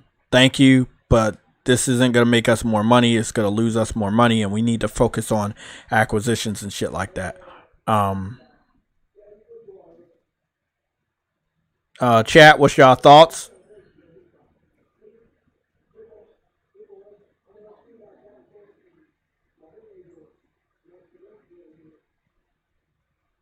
What's y'all thoughts? So it seems like Forced in Retirement was a good title from the red alert that I posted, and it does seem like it was true. There's no mention of them not liking the PC strategy, but there is mention of like the games as a service strategy, which would mean day and date with PC. And trust me, PC fans would find a way to pirate that game. That's just facts right there. Like they would find a way. Get through some. Sucks bots were right. PlayStation Studios is one trick pony. Gotta hear that shit forever now. I don't know. PlayStation has some great years, and they need even better leadership than Jim to figure out what they really need to do that's gonna make them even more successful. Just putting all your chips on the games as a service and VR. It's not right though. Bots are gonna act like they're the only ones that can do it. They haven't done it though. They never did VR, and their games as a service sucks. No, not VR. Multiplayer. Yeah, recently they have all sucked. Gears 5 flopped when it came to multiplayer. Halo Infinite flopped. Redfall multiplayer and supposedly supposed to be games as a service flopped and literally has absolutely no support. What? Sea of Thieves? How old is that game? Minecraft Dungeons just got shut down. No more support, and they're shutting down the servers. Like, bullshit. Let them say what they want to say. I'll remind them that is false. Lorenzo Carson, of course he was forced. Games as a service, PC ports not hitting numbers, and VR not hitting their numbers. Again, I mean, when I know something, I know something. I'm gonna say something that I don't want to say, right? But I'm gonna talk about a game that I'm not talking about because I don't believe in it. Quantic, what's that game called? Quantum something? Quantum Error? Huh? Quantum Error? Yeah. Yeah, that. I ain't touching that one. I see a lot of PlayStation fans hyping it up because of what developers have said about the features. It was supposed to be exclusive. It's now a timed exclusive. After Callisto Protocol, after so many other games, I think I'll sit back and wait and see on Quantum Error. Yeah, I'm gonna wait and see because I'm seeing some stuff that ain't good. I know devs like that. Hey, bro, they gonna disappoint a lot of PlayStation fans. I'm being honest. If you planning on picking up Quantum Error, I would tell you to maybe just wait and see. I'm telling you, I would wait and see. That's all I'm saying. We were supposed to have that game. What's going on, Mass Produce? We were supposed to have that game at launch. It's almost 4 years later. I would wait and see. I would really wait and see. If you listen to me, if you really trust in what I tell you guys, I would wait and see on Quantum Error. No. I've seen too many PlayStation fans blindly hype that up. We not that thirsty. Not the real ones. We're not that thirsty. Nah, I'm good. I'll wait and see. Alexander Clifton. Okay. Mary Wilcox, what's going on? Chief DeBenny, you say if they brought MAG with Modern Warfare style and had collabs, it would be... That would basically be Counter-Strike. That would be similar to Counter-Strike to a degree. Or a Counter-Strike Battle Royale, but... Yeah. Again, let me read some more of these comments. You say, Agosta, I feel like most of the PlayStation games as a service is going to flop, like Destruction All-Stars. I agree. One of my major things with PlayStation's games as a service, as well as PlayStation, I want to say PlayStation games as a service and multiplayer, is that they don't support them long enough for them to be successful. They kind of like throw them out of the nest like a bird and hope that they fly. And if they don't, they just forget about them. And it's a fucked up way to do business, but I've seen it so many times. King Manuel, what's going on, bro? I'm going to go check that out because I am interested in discussing that.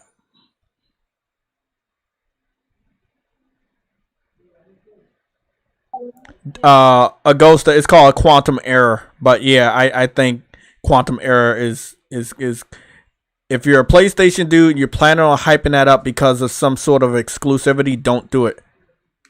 Don't do it. I learned my lesson from games like Callisto Protocol. I don't do it. No, don't do it. Wait and see. I think that's a wait and see type game. Trust me, y'all come back and y'all like, oh damn, Jay told us, yeah, you was right. I would tell you wait and see. Yeah, wait and see. I don't know that dev team. I don't trust them. Nah. Some devs try to get money off of PlayStation fans by hyping us up and give us the promise of exclusivity, and then we end up falling flat on their face. I don't want to keep doing that. I don't want the community to keep doing that. I think y'all should wait and see. Stay away from that game until it's proven. But I don't know that team. And all I know is that they continue to delay the fucking game year after year, month after month. And when shit like that goes down, and obviously it's not a true PlayStation exclusive, it's not even published by PlayStation, it does not have the official seal of approval from PlayStation as far as it's a quality game, I would tell you to wait the fuck and see. I would tell you to wait and see. I've seen more gameplay from Helldivers than Quantum Error, and we just found out about Helldivers in the middle of this year. Make it make sense to me. Hear what I'm saying? I'm spitting some knowledge for y'all. I've seen more gameplay from Helldivers than Quantum Error. And Helldivers just got revealed at the end of May. Basically the middle of the fucking year. Quantum Error was shown off in 2020. And has almost no gameplay that you can remember that is actually good and not skeptical. We've seen it so many times. I would tell people to wait and see.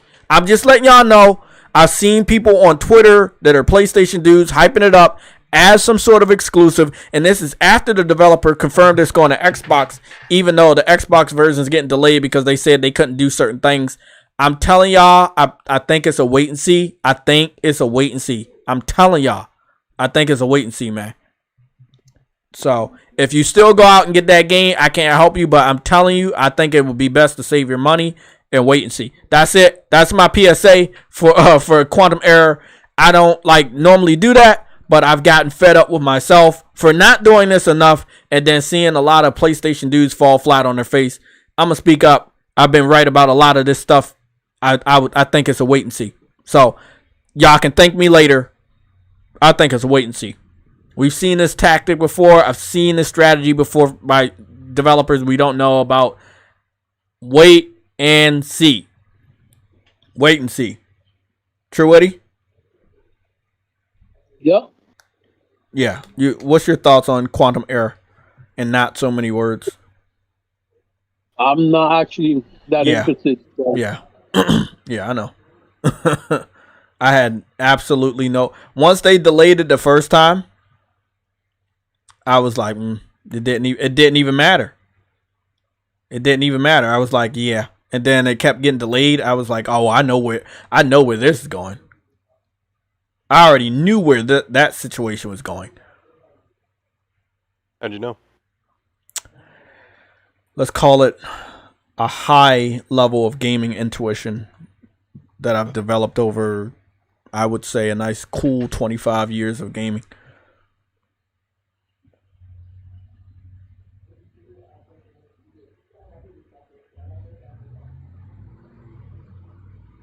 Okay. Before I end this segment, again, big shout out to the panel for coming here. I did want to go all the way back and show y'all the reveal, and that was 3 years ago. It says Quantum Era official 4K story. That was 3 years ago. What kind of advertisement? What the fuck is this? Okay, feel like I stepped into Cyberpunk. This gameplay does not represent anything, blah, blah, blah. Work in progress. It's using the Unreal Engine. So, again, I want y'all to see one thing. The developer made this. Just like the Abandoned. The developer made this and made sure that they reminded you it's coming to PlayStation because PlayStation's popular. PlayStation did not say like, hey, bro, we all behind this game. We're supporting it. They went on stage. Nah, they ain't do any of that. Bro, I saw so much sketchy shit from this gameplay. I was like, this shit looked rough. If it wasn't because it was dark and you can barely see how bad it is, I would tell y'all, bro, don't do it. Don't fucking do it. I'm telling you, don't fucking do it, man. After what happened with Callisto Protocol, I wouldn't do it. Don't do it. Don't do it. I'm telling you, don't do it, bro. Nah, man. We've seen this shit way too much. Don't do it, bro.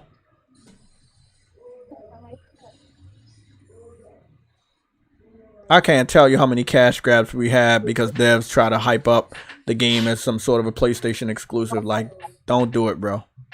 If somebody do it after I said don't do it, I'm laughing at you, bro. I have no sympathy. Yeah, I'm gonna laugh at them.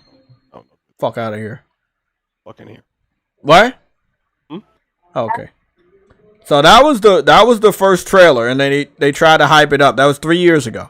Literally, look, 3 years. They've been hyping us up on this game for 3 fucking years. I'm not paying for shit, bro. That shit should go straight to plus. So I wanted to show y'all the one that happened a month ago.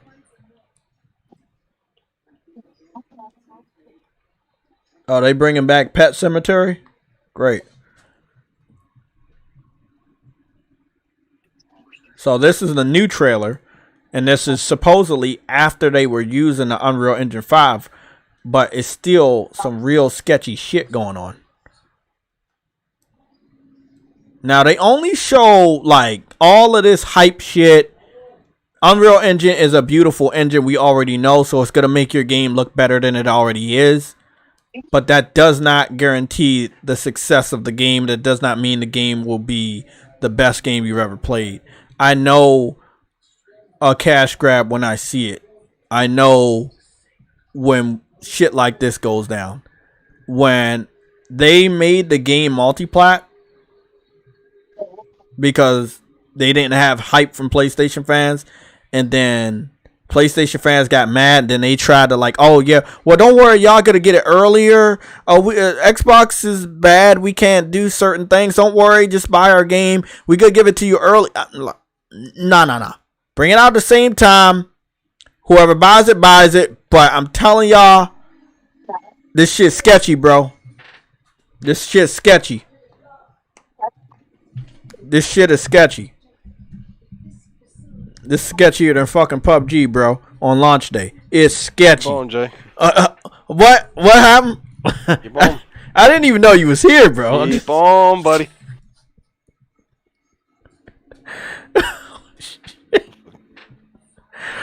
Hey, bro, it is what it is. You know I'm telling the truth. But It now, ain't what it ain't.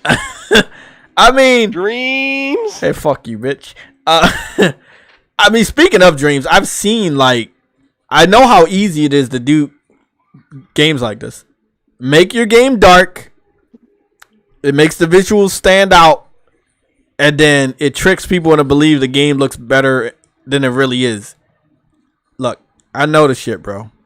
Why you think we got so many horror games on PC? Because that's the best way to trick them into believing a game look good.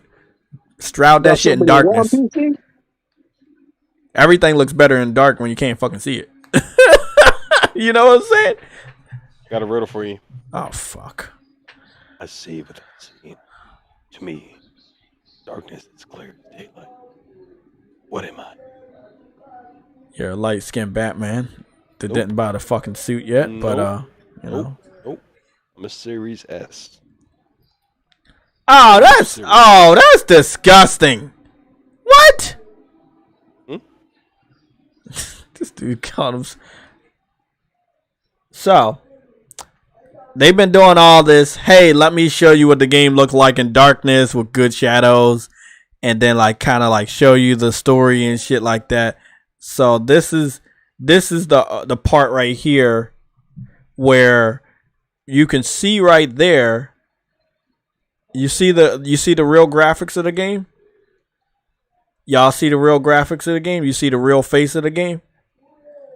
You see all this stuff?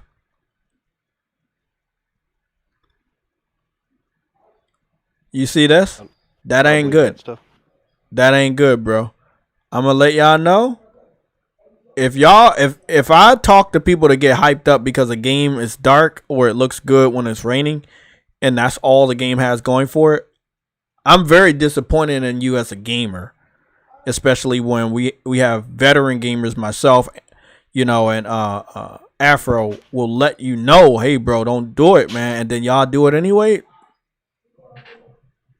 At this point in time, I mean, it's just on you if you fucking take L's. I can't. I've already tried to save you, like this dude, you know, this being trying to be saved with CPR. He definitely looked like he's dead already. But yeah, man. I mean, hey, it is what it is. I'm gonna download this Counter-Strike too. This thing's getting on. Oh, okay. Let me know what the recommended settings are, because if the laptop can handle it, I may try it out. Predman had reported 2 days ago that it was coming to PS5, although that is false. Because when he said it, I muted my mic and started to research, and I saw no evidence of that happening. Predman, please stop saying random shit like that. Please. I've talked to you about it multiple times. Dude, if it's not real, stop saying shit like that, man. That's not. We don't do that shit here. Making up fake. I don't give a fuck. You gotta have to help yourself. Because then you get people's hopes up high, and when shit don't happen, they don't blame you. They blame either me or they blame PlayStation and never made you that promise in the first place. So I have to come out and say, hey, don't do that, so people know I'm not along with that shit. Now, Well, you know, they did the same thing with Metal Gear Solid 4 coming to the Xbox 360 back in the day. I had just covered my history with that. Yeah, that's where I came from. I got on YouTube, my first video of my brother, because we had to address the bullshit. Oh, there's still a lot of bullshit, bro. Motherfuckers, you know, flapping their gums. Oh, Grand Theft Auto 6 is going to be $100 something, and blah, blah, this, and blah, blah, that. And where did you get this resource of information from? Do you remember the PS5 that it was supposed to look exactly like the dev kit? Mm-hmm. And the PS5 was supposed to have, remember, it was supposed to have a touch screen where the touchpad is? Yeah. Don't believe the bullshit. Temper your expectations. Bro, is this quantum error? Mm-hmm. Bro, that looked like dog shit, bro. This nigga over here be talking about dreams. I think we're good, bro. As a PlayStation community, I think we should not indulge this. I think we're good. Okay? I'm trying to help y'all. I know I seem like I'm repeating myself a lot because y'all be falling victim to this shit too much. Don't do it. Do not do it. Bro. This shit is dark. Yes, it looks good when it's dark. All games look good in darkness and when it's raining and it's shiny. Remember the game Darkness? Yes, I remember the game Darkness. And I remember a lot of people thought the graphics looked good.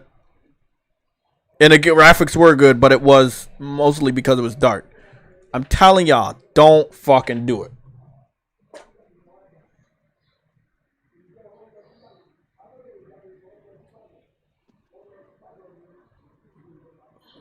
Yeah, don't. I wouldn't do it, man. I wouldn't do it. This shit looks sketchy as fuck, bro. And I've seen some sketchy ass shit, but man, this motherfucker take the cake. This a cash grab. Look, I'm done, bro. I'm done. I'm done. I ain't gonna even do. Yeah, I ain't gonna say anything else. Y'all, if people buy it, that's all on them, bro. I'm good. PC has so many horror type games, and this is just another one of them, but the developer's smart enough to team up with PlayStation or align itself with PlayStation and then got hungry and said, hey, let's put it on Xbox too. I was like, bro, when they announced it for Xbox, that's when I knew that it was too good to be true. Like the game wasn't delivering. Yep. Yeah, I'm good. I'm good. I think y'all all should be good. We got games. Nah, not that. I'll be investing my money in good old Helldivers. At least what we see is in actual sunlight. Actually, if I'm being honest, we don't actually see a lot of Helldivers at nighttime. That lets you know that the visuals are good. And even when it's at nighttime, like right now, right here, in this scene, when they're invading the cyborg base, it looks really good at nighttime. It's not pitch black. Oh, we don't want you to see what the graphics look like. Nah, bro, it's like it's nighttime. And you know it's night, but it's not pitch black. Games that do that pitch black shit where you can barely see, but it's like that for the majority of the game, they obviously hiding something. I don't like that shit. Nah, I can't stand that, man. I'm sorry. I grew out of that shit a while ago. And I've noticed that a lot of people did not grow out of that shit.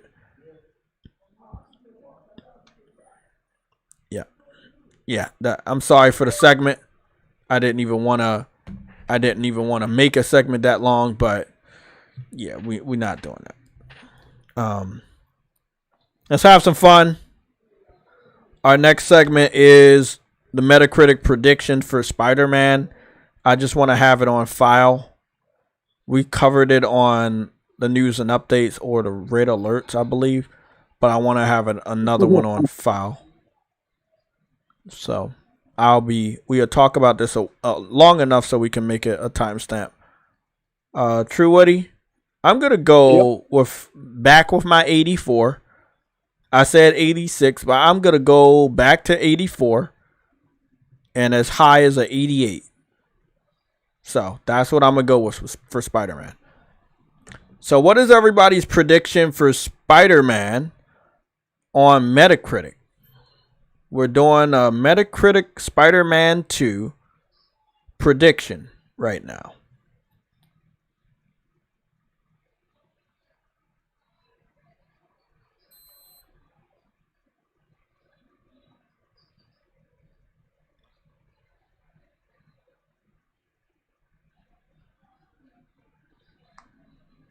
Thematic said 100 Metacritic score.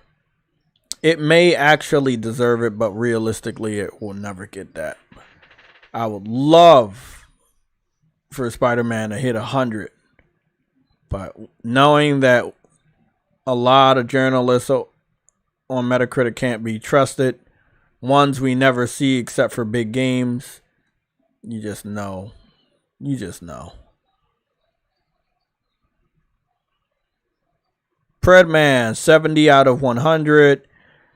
Lorenzo Carlson at 85. Ice Queen Gaming at 89 to a 91. Games for Eternity at 88 to a 91. Arnold, you said at 88. It has to be 90 or up. Oh, you said Spider-Man 2 cannot be 88. It has to be 90 or up. For me to enjoy it, I really don't care because I already paid for the game, so I'm already all in. So I could care less if it's below a 90. But it will be nice to talk about it being at a 90. We know it should deserve something like that. I think the Spider-Man that we got in 2018 is currently sitting at like a 88 or something like that. No, not 88, 86. I gotta go check that out. Spider-Man 2018 Metacritic score. Here are the top search results. Thank you.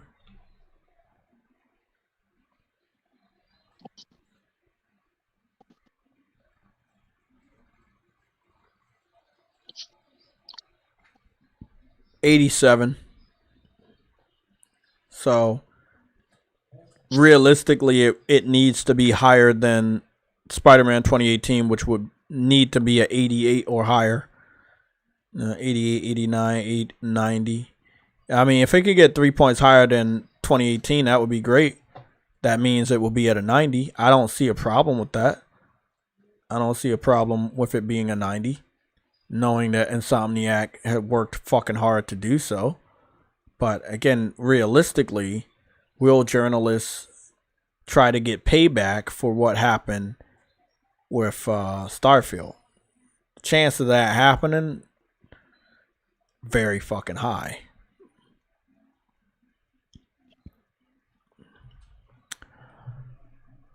Somatic said a 93. That's more realistic, Somatic.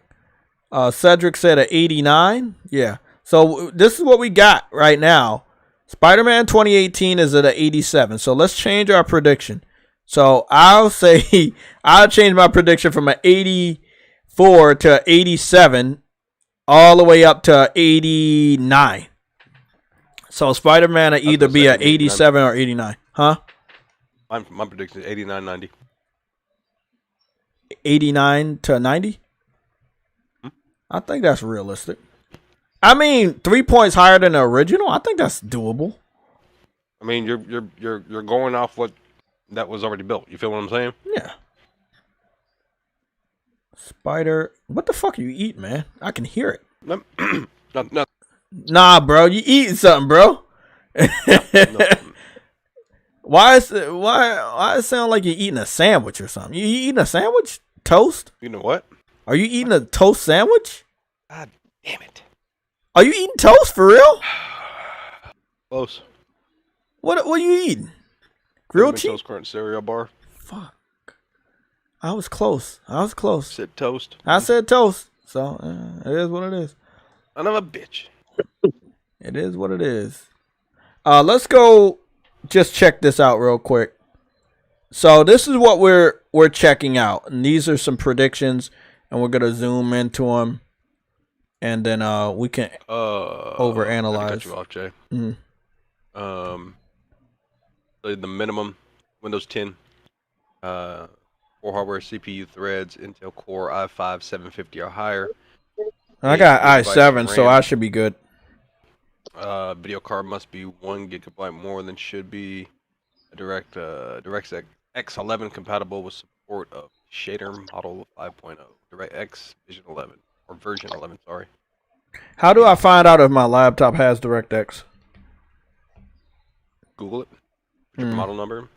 Okay. Type specs. And what's the recommended RAM? What's the recommended RAM? Yeah. What are you trying to do, Jay? Oh, I'm trying to see if my laptop is capable of running Counter-Strike 2 at all. Just because, like, what I've learned with PC gaming, you may have, like, almost everything correct except for that one thing.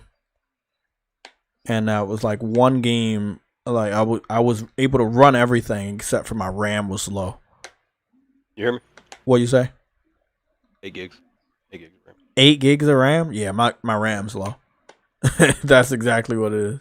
Yeah, everything else is good, but my RAM's low. So, yeah. All that would end up doing is putting strain on the GPU if that's the case. I don't want strain on shit, so I'm not gonna play it. I'm not taking no chances. Fuck that shit. I'll buy my new computer when I'm ready, and not a minute sooner. Let me check my own specs real quick. Let me see.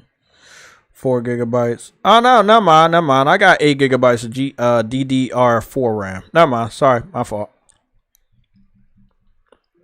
So it's I can run it. These are my specs, Afro. i7 9750H, GeForce GTX 1650 4 gigabyte, and 8 gigabytes of DDR4 RAM, 256 gigabytes of PCIe NVMe SSD. Those are my specs. So should be alright. Ah, damn, man. My fucking cell phone got 6 gigabytes of RAM. It's more than an Xbox Series S. It's illegal. Out the cloud. Honestly, I don't even. Bro, they don't care where you played it. They don't care, bro. They don't. Apple Watch, cell phone, they don't care. Hey, for the ecosystem, play it anywhere. Okay, so Miles Morales got 2 points lower than the original Spider-Man. The remaster version, they gave it the same exact score. I think Afro's onto something. It's building on what it already had. Story's gonna be better. Visuals gonna be better. Ray tracing's gonna be better. Details, suits, combat, all of that stuff. More characters. Storylines that we know and love with the Venom storyline. Easy 90, realistically. But seeing as though they gave Horizon Forbidden West a point lower than the original game, would let me know that they would do some fuck shit like that. So I'm prepared for Spider-Man 2 to sit at an 87. Or even lower.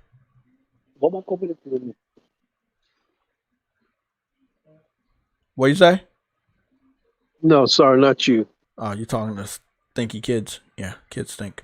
Yes, stinky kids. I think that's realistic. A 90? Yeah, I think a 90 is realistic. Realistic, but not something that's really gonna happen. But they're gonna take payback on Starfield not getting a good score. Now, also, we have to remember that Starfield on PC. Hold on, Jay. That's no one's fault but their own. They're the ones who gave it a lower score. Fanboys have the power of the pen. We grew up with these guys. They are now in a position of power to do fuck shit. They will do fuck shit. There are multiple Xbox websites on websites that don't even have Xbox in the name that are owned by people that love Xbox that will literally only come out of the woodworks to give PlayStation low scores. So I wish I wasn't right about this, but I just am, because we've seen it before. Jay, Penman said press Windows G plus G to see DirectX 12. Yeah, I'm not gonna do that. Fred, man, I don't trust you enough to do anything with my laptop while I'm live streaming. Damn. Sorry, buddy. Damn. Sorry, buddy. You fuck around too much. I cannot take any of your information seriously. Sorry, buddy. Sorry. That's why I'll be telling y'all, don't fuck around, man. Don't joke around. If I don't trust you, I don't trust you. I ain't doing shit you say. Sorry, buddy. So the user score is an 8.7 and the Metacritic score is an 87. I feel like that was good. And it actually is better than good, because if you know where Spider-Man games have came from, this is the highest reviewed Spider-Man game ever, I think. And then, let me see. Let me go check one more thing. Just gonna go check Spider-Man 2 game.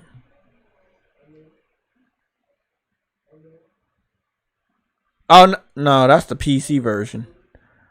Spider-Man 2 video game on PC, a 42 on Metacritic.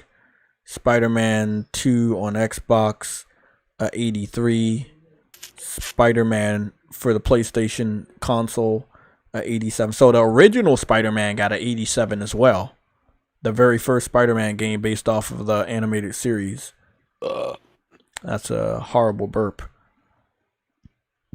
I thought my mic was muted. My bad. Spider-Man 2 got a 67 on the PSP. I didn't even know that game was on the PSP. Like, most of the Spider-Man video games are very low. Spider-Man 2 Enter Electro sitting at a 74. Spider-Man Shattered Dimensions 73. They gave the DLC very low scores. I don't know why. All the DLC missions for Spider-Man PS4 got a 76, 75. I feel like if they feel they could get away with just giving it a shitty score just for the sake of giving it a shitty score, they would do it. Ultimate Spider-Man, which was a really good Spider-Man game, that's sitting at a 77. It seems like the very first Spider-Man game that was on the PlayStation system, based off the animated film, is at 87, and then Spider-Man 2018 is at 87. I think those are the highest Spider-Man video games ever. Yeah. There's a game called Spider-Man Total Mayhem. I'm going to have to check that out. That's sitting at an 85 on iPad and iPhone. Nobody likes those devices. Spider-Man Mysterio's Menace, 84.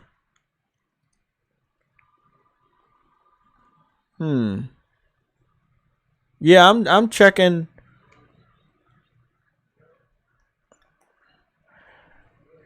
I'm checking this shit out. It just seems like those are the two highest reviewed Spider-Man games of all time.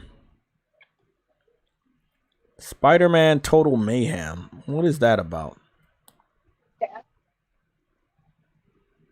Spider-Man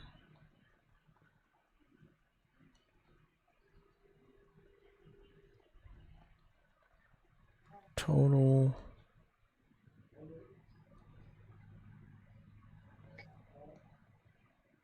This shit look like some comic book shit. Let me go see. You're about the flooding in New York? Yeah, I saw it too. Crazy. Man, you missed that shit by like what, a week?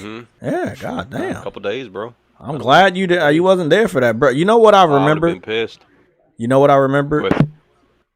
The Day After Tomorrow movie, which I was always watching that fucking movie. I don't know what it was about that movie, but when I got the Blu-ray and I saw it the first time, I just loved it. That and 2012, but yeah, The Day After Tomorrow when New York was flooding. Okay, so this Spider-Man Total Mayhem is a cell phone game. It looks like it has the artwork of a good PS2 game. And it looks like it's based off of, I don't know, it seems like it's based off of the animated series.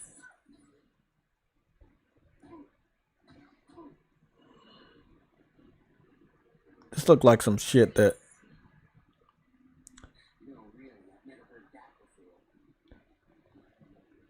why is Spider-Man walking like that? Why he stocky like that?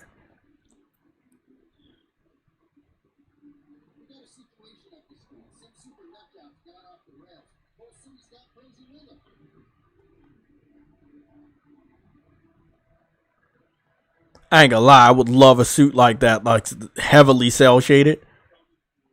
Oh shit, combat looks fucking dope. Oh, okay, now I see why it's an 85. It has that classic comic book art, comic book combat. Really good combos. Kind of reminds me of Marvel vs. Capcom Spider-Man, and also the Spider-Man on Sega Genesis. Yeah, okay.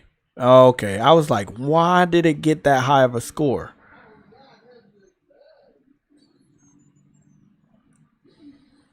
Is that Sandman? Got a bit of platforming to a degree.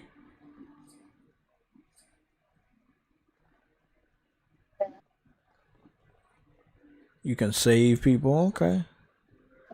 I don't know if it deserved the 85, but it seems solid for a cell phone game. Depending on which generation it came out on. It'd definitely be something that could be operational on the Xbox Series S, but just barely.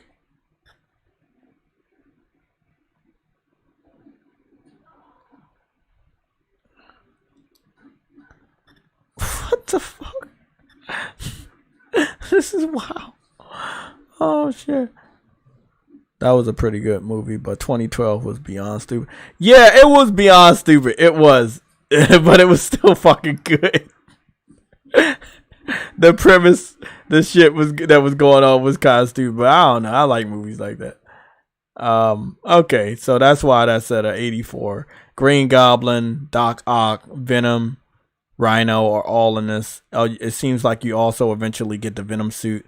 I feel like adding Venom in your game is definitely gonna boost your score. People love the Venom story, and I think that they're gonna do such a good job with Venom storyline. Yeah, I think that's the best Spider-Man for Android that isn't even a Spider-Man game. I saw this shit before.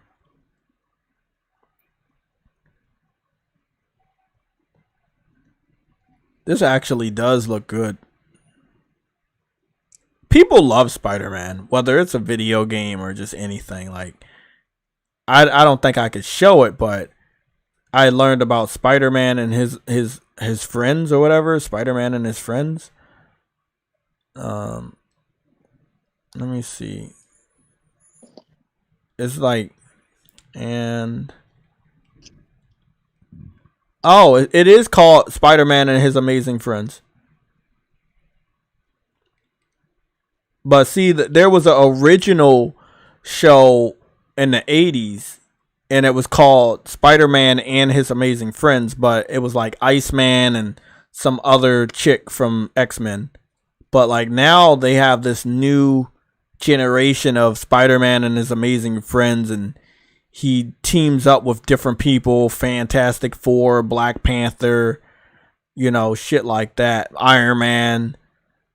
But it is interesting to see that they have definitely made the Spider group a big deal outside of the movies, outside of the animated series, and even the video game. So it's Miles Morales, it's Peter Parker, and it's Gwen, and those are the three. And this is just a kids show that seems like, I mean, I'm not a kid, so I just found out about this shit the other day.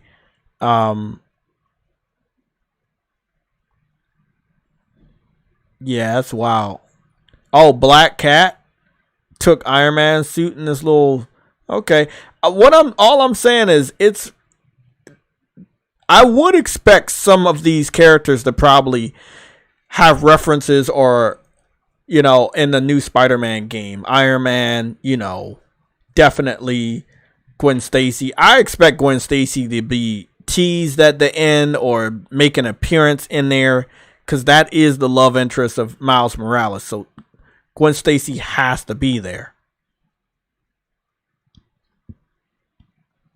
It's just really interesting, you know. Like I didn't know that. Like, okay, now the story is about Miles, Peter, and Gwen, and this is something on all of the Spider-Man game stuff now. Like, it's a big deal. Okay, very interesting.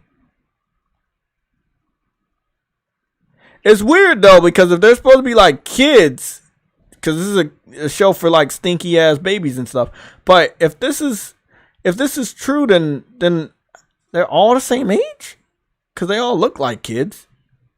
So I mean, that's the only thing I'm having a problem with. Man, I'm telling you, bro, the amount of content that people post for Spider-Man is nothing short of amazing. Like, I can't tell you how much spider shit I see, bro. Like, Spider-Man is a big deal. Look at these views. 10 million views. 4.3 million views. What is this? Ant-Man joined them too? Okay. 45 million views. And that's only because, you know, Iron Man and Spider-Man are in the thumbnail probably, and it's a compilation. Like, I'm gonna study some of this shit, man. Hold on. Save that shit for watch later. I want to see what the fuck this is all about. like I said, this is the Spider-Man and Amazing Friends we grew up watching. You know, that was deep. It was pretty cool. Then it spawned the series in the 90s. I mean, I know Spider-Man's popular as fuck, but I had no fucking idea, bro.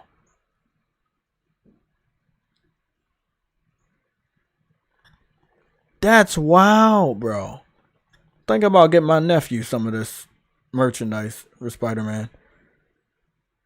That's wild as fuck. Oh, Spider-Man's about to be a big fucking deal. I think Spider-Man, it's no way Spider-Man 2 isn't a big fucking deal. Like that, I think that's gonna be beyond hype. I'm excited for it, but I think the hype is gonna be so much bigger than what we ever could imagine. Oh my god, I don't even know if we're ready for this shit, bro. Like, Spider-Man is a cultural phenomenon. It has been so for what, 70 years now? Over 70 years? This shit about to be wild, bro. Because this the thing. If the babies and the kids know about Spider-Man, when their parents get Spider-Man, this one, they're going to recognize the characters. If obviously the kids watch the Miles Morales movies, then they're going to recognize every outfit. They're going to recognize Peter Parker. This is going to be a family affair. This is going to be a family affair. This is going to be a big fucking deal. Nearly 70 years, yeah. This is going to be a big deal, man. Again, beautiful New York City. The wings, the web wings are there. I love the fact that they brought the web wings back.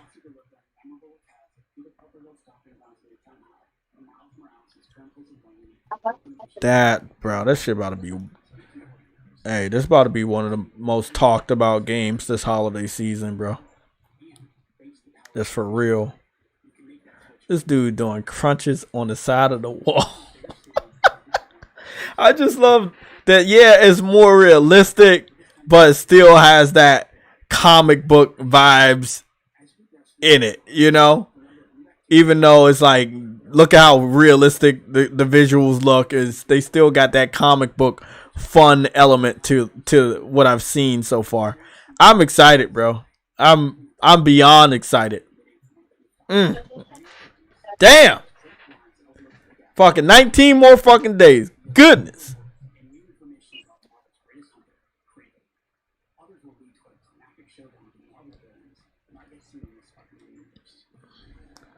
Yeah, Spider-Man definitely gonna change the world, bro. And Game Pass could be there too, but goodness. Venom, Mysterio. This right here.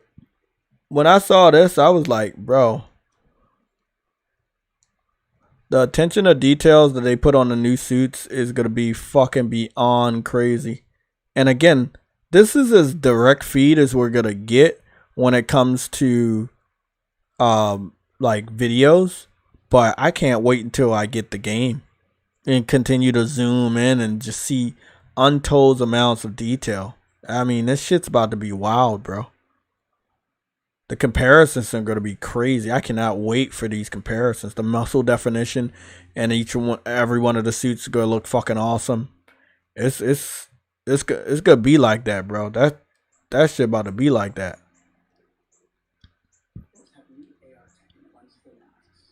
That shit about to be raw. Damn. That shit about to be raw, bro. Like the whole city gonna feel alive. I can't wait. That's gonna be awesome. And what's funny is they already said all of this was from an old build. This isn't even the latest build of the game. That's what's blowing my mind. That's what's scary about it. I know. Like, damn, bro, the shit gonna look even better than this. I wish it's gonna be insane. I wish more devs would do shit like that. Don't show us the latest build. Give us that mystery of that we're gonna have the best version, not the one you already showed. Like, oh man, they just doing everything right, bro. And I know they're not gonna disappoint us. I know they're not gonna disappoint us. That's why I can't wait. I think I just saw.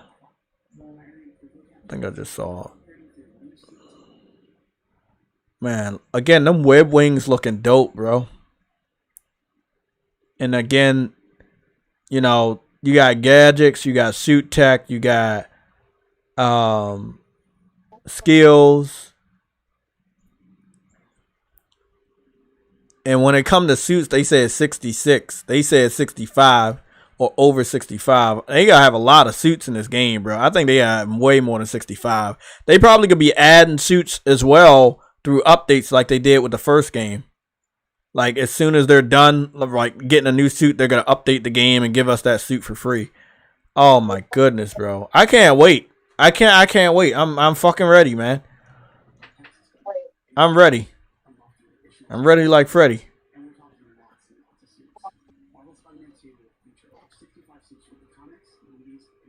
Like I said, this ain't even a final game, bro.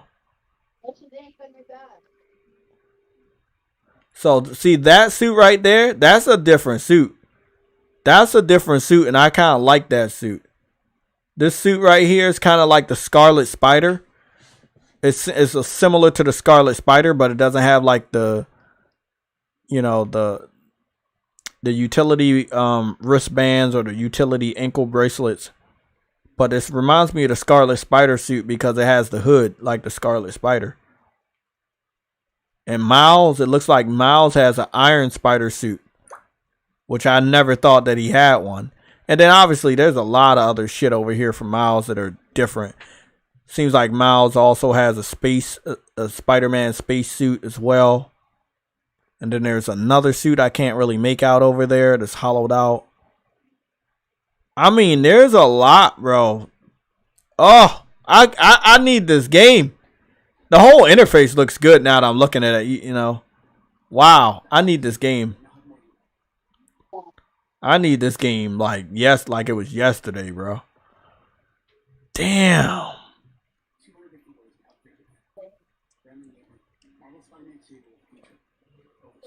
I gotta look back at the suits because they showed one of my other favorite ones from Peter,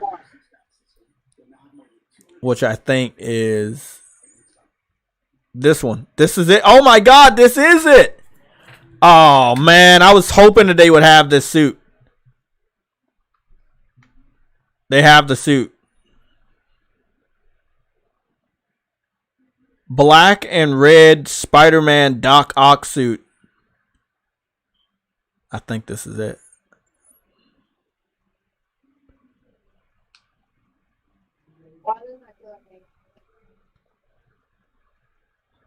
Black and red Doc Ock suit, Spider-Man.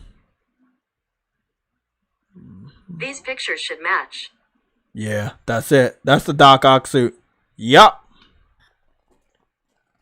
Yup, that's it. I really like that suit design. And that kind of makes sense because you did beat Doc Ock in the first game. This suit wasn't in the first game at all. But they did have a version of their own version of the suit, which was black and yellow. But I didn't know if they would ever give us the black and red Doc Ock suit. Oh wow. They have the edges of the suit red on the bottom of the shoes. Yep, they have the whole thing, how the spider drips over the shoulder blades. I believe the thumbs are supposed to be red. Yeah, the thumbs or the bracelet parts are supposed to be red. He did have some bracers on it, so oh, okay, yeah, that one looks more like it, but that one's like a black and red one, a reverse of it. Yeah, it's still the same. Yeah, his fingers and the inside of his fingers are red. Yeah, that makes sense. Okay. But this is what it looks like. Oh my God, I can't believe they have this suit in the game. And it's a modified version of the suit. It's not like a straight 1-to-1. It's like Insomniac's version of the Doc Ock suit. Wow, bro. You see the shoes? How I got the red dripped over? This is the original coloring of the suit on the left side. This is fucking awesome. How the fuck did I not see this before? Yeah, Game Pass in your eyes. Possibly. That's really interesting. That's really, really interesting. This is the classic Spider-Man suit. Obviously, they have to have it. But then they have the dark blue with the red outline. Almost simulating a type of... almost simulating a type of a black and red Spider-Man suit. Then they have the blue and red Spider-Man suit. And then this, oh, so this one is the one with the white symbol. Okay, that's what that one's all about. Okay. I was like, that's basically the same fucking one. That's awesome, bro. That's a lot of different varieties. Like, that's a lot of different varieties. Oh, they'll let you know where to find this different colors of the suits. Oh my god, bro. Then this suit right here, and he colored it like Batman with the gray and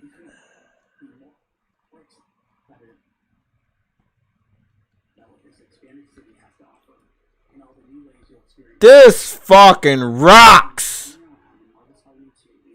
I feel like I'm watching this shit for the first time, and I know I haven't. I can't wait to see all the different types of Venom suits they add from all the different comic books. Oh my god, that's so fucking awesome. Damn. The hype is real. I need this game. I need the game. I need the game. I need the game. I need the game. I need the game.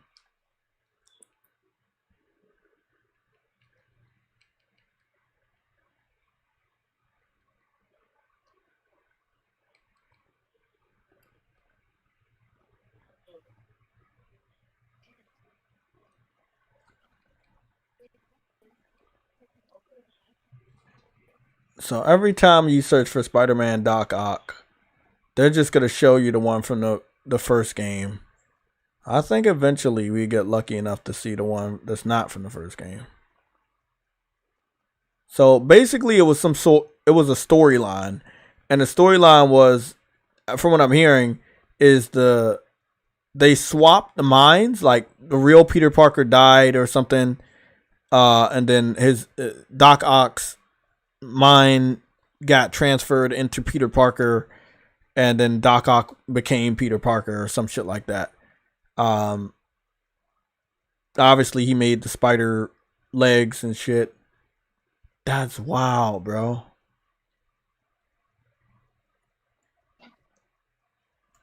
I mean, even in Spider-Man Remastered, the suits and the damage on the suits looked amazing.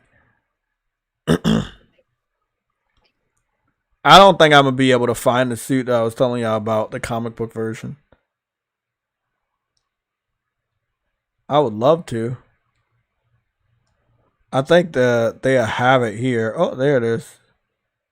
That's the one I was talking about.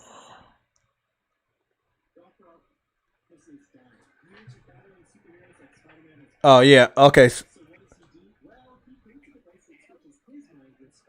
Oh, yeah. He had cancer, and then he switched his mind with Spider-Man.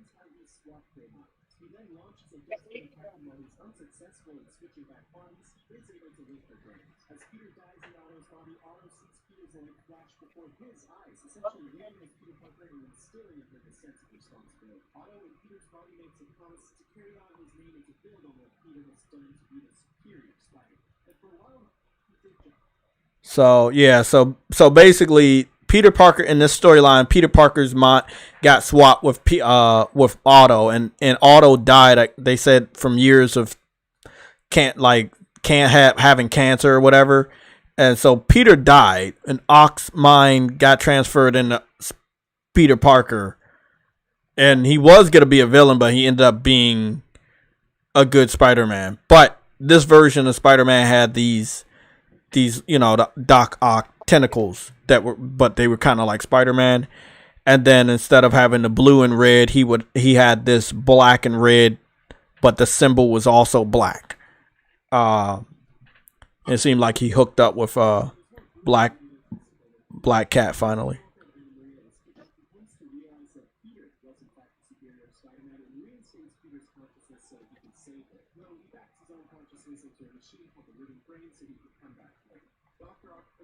That's a wild storyline. But I'm so happy that they got that fucking suit, because even though they're not going with that storyline, it's so cool that, you know, that they'll put that suit in there to remember the original Doc Ock that they had in the first game. So that means a lot. If you played the first game and know how pivotal Doc Ock was, that's cool that they added this suit. Of all suits, the suit that was from the storyline where Doc Ock changed his mind. Like, that's, wow. That's awesome. That's awesome. Superior Spider-Man. Yep. Yeah, it was. The cool suit. Yeah, the art does sound really fucking foolish. It does sound super foolish, but the suit, God, I'll rock that suit. I knew it was something like that. They swap minds. Damn, bro. That's what I'm talking about. I will say, man, I've seen that the PC fans been doing like mods. They've been doing crazy ass mods. Let me go see what's going on here. Spider-Man shows how strong he is. We already know Spider-Man be holding back. Spider-Man's strong as fuck.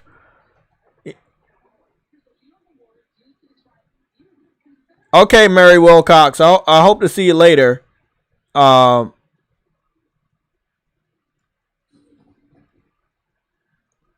wild. Yeah, Spider-Man's strong as shit. Yeah, he joined the Fantastic. Spider-Man's that dude, bro, for real. Like, Spider-Man joined the Fantastic Four, the Avengers. Man, Peter, bro, that's an underrated GOAT when it comes to the comic book scene, because people think, oh, he's, you know, he got bit by a spider and he could stick to walls and he's a little bit stronger, but nah, bro, he knows how to use this shit, bro. That damn, bro. Peter.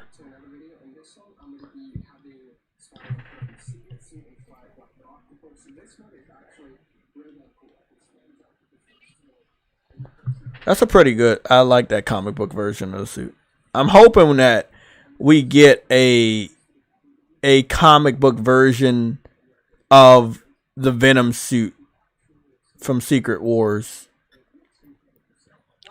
But I am very aware that so many different people on PC have modded the Venom suit. Now, it seems like even though they modded the suit, they can't get the suit to show up in the cutscenes. So even though they mod it for gameplay, they can't get the suit to show up in cutscenes. So it's going to be interesting. It's not a part of the game. Yeah, exactly. It's not a part of the game, and they don't know how to render the suit into the cutscenes because it's a separate thing. So what's interesting here is that we're going to get the game that they want, because they're still modding the game to add. So he just put on the suit that he already had.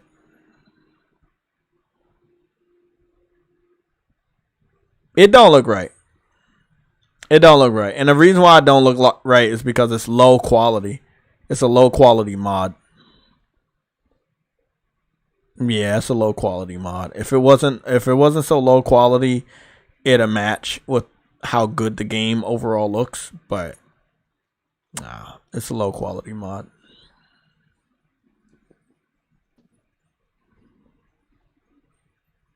Doc Ock was a fucking menace in this game, bro.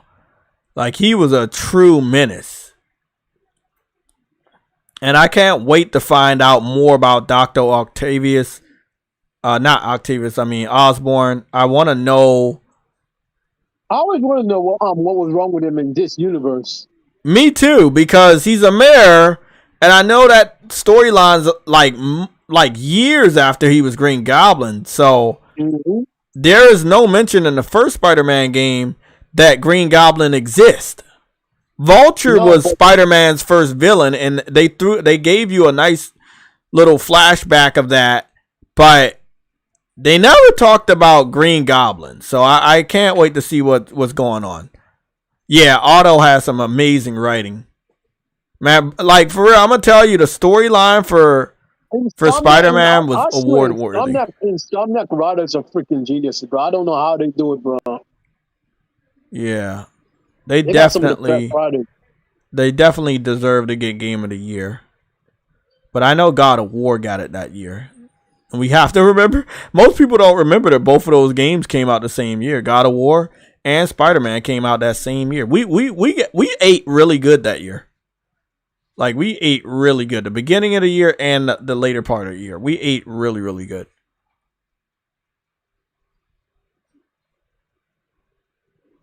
Maybe. I would love that. I mean, if they're like, hey, we're setting up Green Goblin for Spider-Man 3, the wait would be worth it. It would be worth it. Because Green Goblin is basically, the Joker to... Batman. Spider-Man about to save. Yeah, Spider-Man saving him. Spider-Man saved him. That's my boy, Spider-Man. They got this nigga with the low-resolution Venom suit. Didn't even put him in a Toby Venom suit. I'm telling you, this boss battle right here was fucking emotional and was so fucking good, bro. Oh, it looks so bad with that low-ass quality mod suit, man. Why the fuck would you add that dumbass suit? Goodness. It's a horrible suit, bro. I mean, the quality sucks.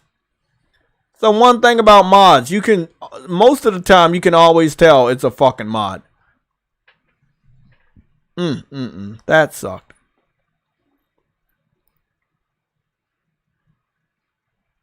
Oh, yeah? Let me see if they were able to successfully do that. It would be nice.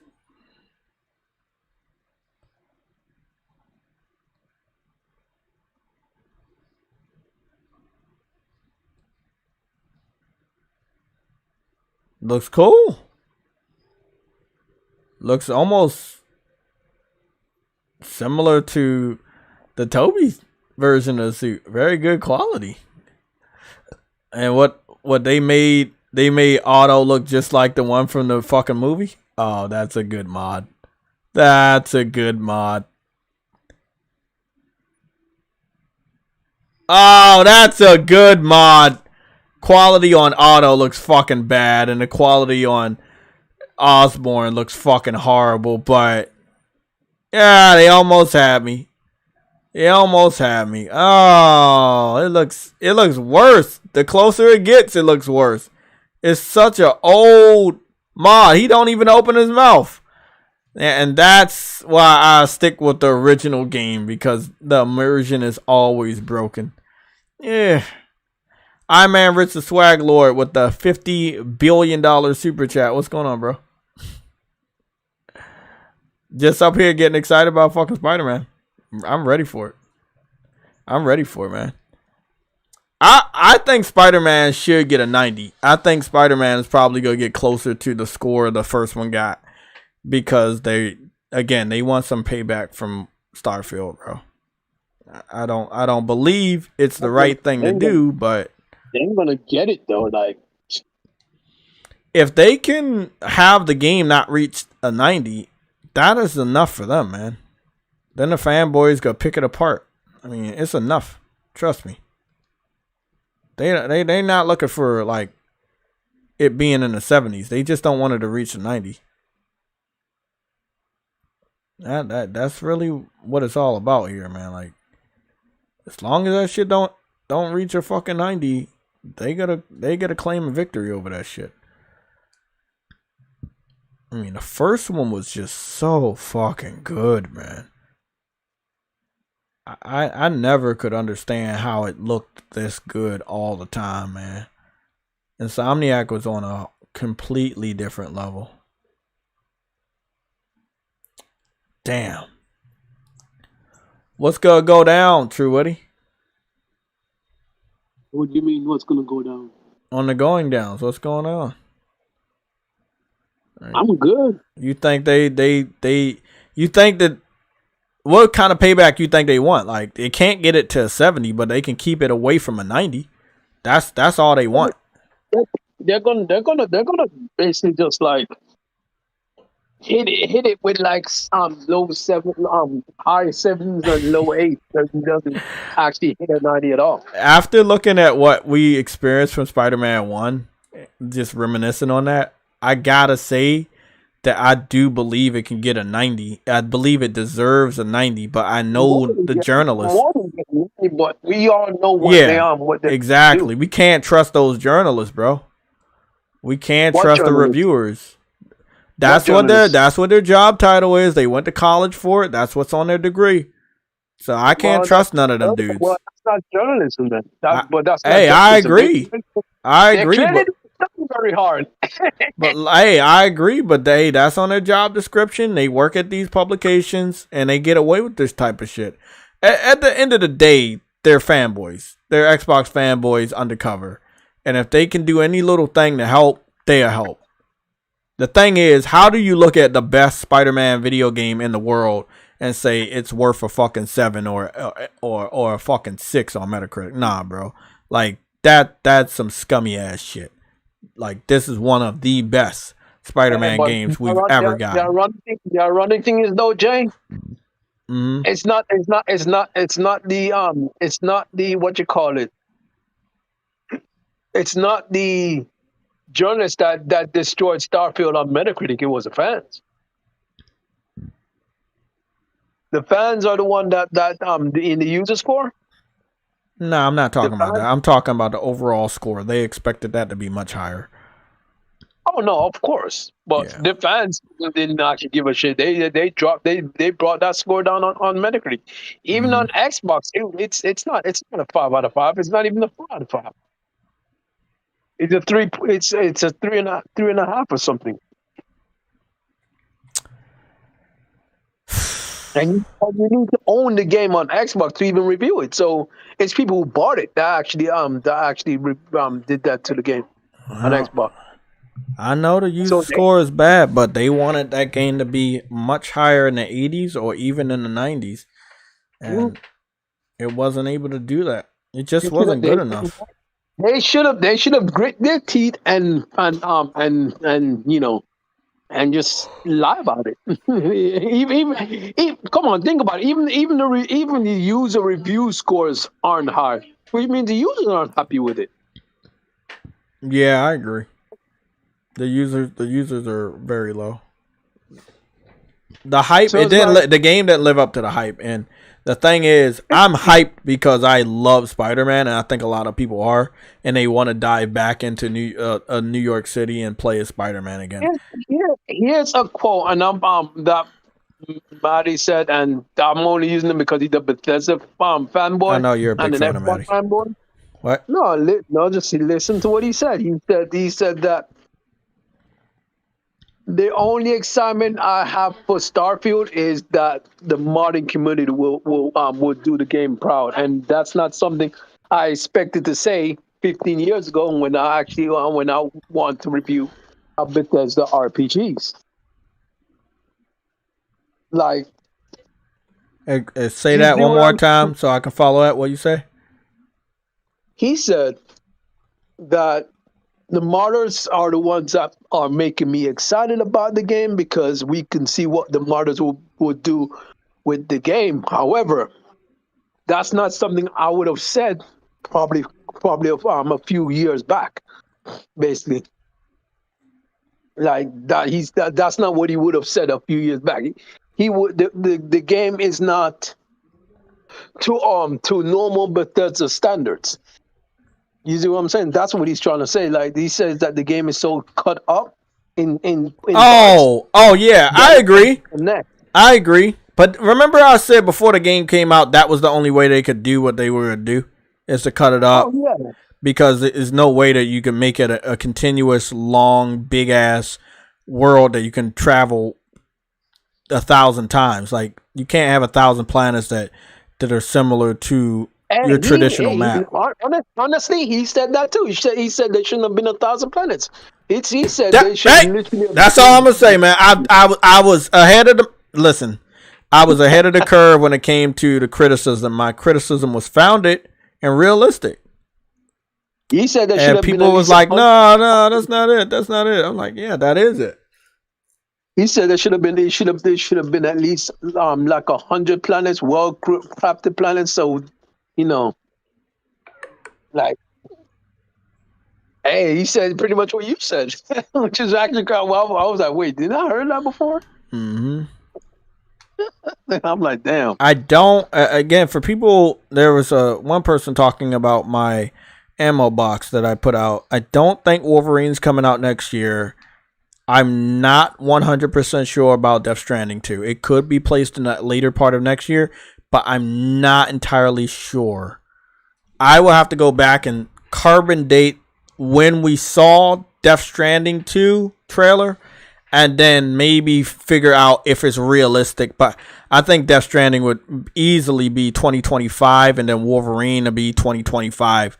I think Death Stranding should be like the early part of 2025, and then Wolverine be like towards the holiday season. So I think it'll be great. Again, Hollywood is back on track. So if you guys didn't know, a lot of the writers went back to work. A lot of the actors are going back to work. So the Deadpool Wolverine movie, I can't wait for that. So did they come to like agreement or something? Something like that. They're supposed to be meeting up for negotiations this week, so we're going to see. Okay, that's what's up. Yeah, the strike is over. They're supposed to be meeting up for negotiations. I hate that they're trying to use AI to People been using AI to complete homework and many other things. People use AI to do YouTube titles and stuff like that. It's sad and it's sickening. But it's I know it's not right. I don't like it either, but it's the way of the world right now, True. We don't both agree that we don't like it, but it is what is being used. We've seen YouTubers that use AI for their YouTube videos. They don't talk. That's AI. I know it's AI. Yeah. Their titles, their thumbnails, that's all AI. Hey, it is what it is. There's a movie about AI. It just came out. You know, it is what it is. Let's go take a look. Death Stranding was shown off 9 months ago, December 9th, 2022. So if it was shown off last year, it doesn't come out this year. It could easily come out next year. Let's go see if we can get a carbon date of the first Death Stranding announcement trailer.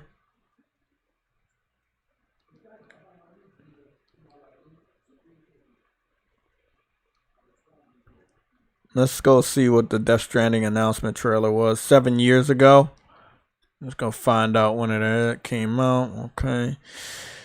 So Death Stranding was shown off for the first time in 2016, and then it came out in 2019. That was 3 years. So this was shown off 2020. It won't come out this year. It won't come out next year, and it will be coming out in 2025. Yeah. So Death Stranding 2 should be 2025. I don't think anybody, unless they got a lot of help from Guerrilla, I don't think anybody should be saying, hey, they're coming out with that shit in 2024. I think that's a little too soon. We know that he's been working on this game for a while, but we don't know how long. So we just don't know.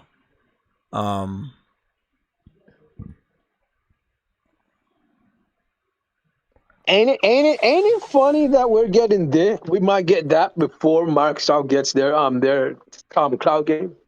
Nah, it makes sense. Definitely had a longer contract with Sony, and they have a better connection. They actually have a good source of employees to work with from Guerrilla Games, and it's something that's gonna make them more money. So he's definitely gonna have that in front of whatever Microsoft is doing, it's priority right now. It's no doubt about it. Whatever Microsoft's working on hasn't even started yet. They haven't teased the title. They haven't did any cinematics. If it hasn't started yet, like, It hasn't though. They went over there to Japan last weekend. There's no title. There's no cinematics of anything. We don't know what it is. There's no leaks. There's no concept art. His focus is Death Stranding 2. His baby is Death Stranding, bro. Microsoft can throw all the money they want at that boy. He not gonna put this shit on the shelf for that. This is his passion, bro. That shit he doing with Microsoft, that's extra money. But this is the shit he really wants to produce.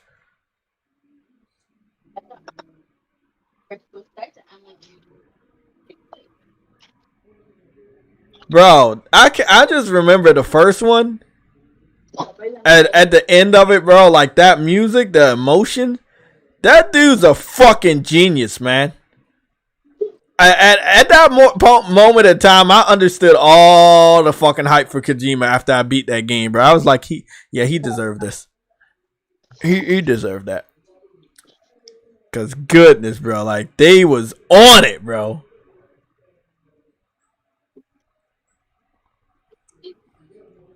I need to figure. I need this game, bro. This is day 1 too because I want to know what's going on.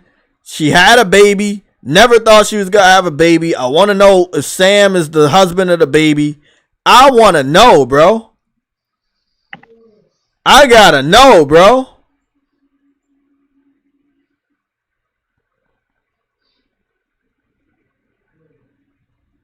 The graphics though, it's insane, man. What the? That's Decimate Engine for you, buddy. Like that's Decimate Engine, bro. No. Wow. Yo, you couldn't see the shot, bro. No, some. Man, I'm excited for the future of PlayStation games, bro. I'm ready. I'm ready, bro. I'm ready. I'm ready. I don't get why the other developers can't catch up to that level. I just don't understand why Yeah, it looked like this guy named Dre Watson got exposed. He was scamming people in the DMs for money on Cash App.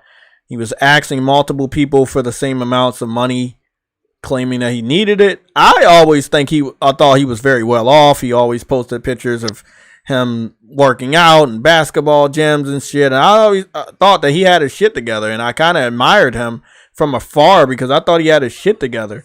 And to find out that he was doing that type of stuff in our community is fucking sickening.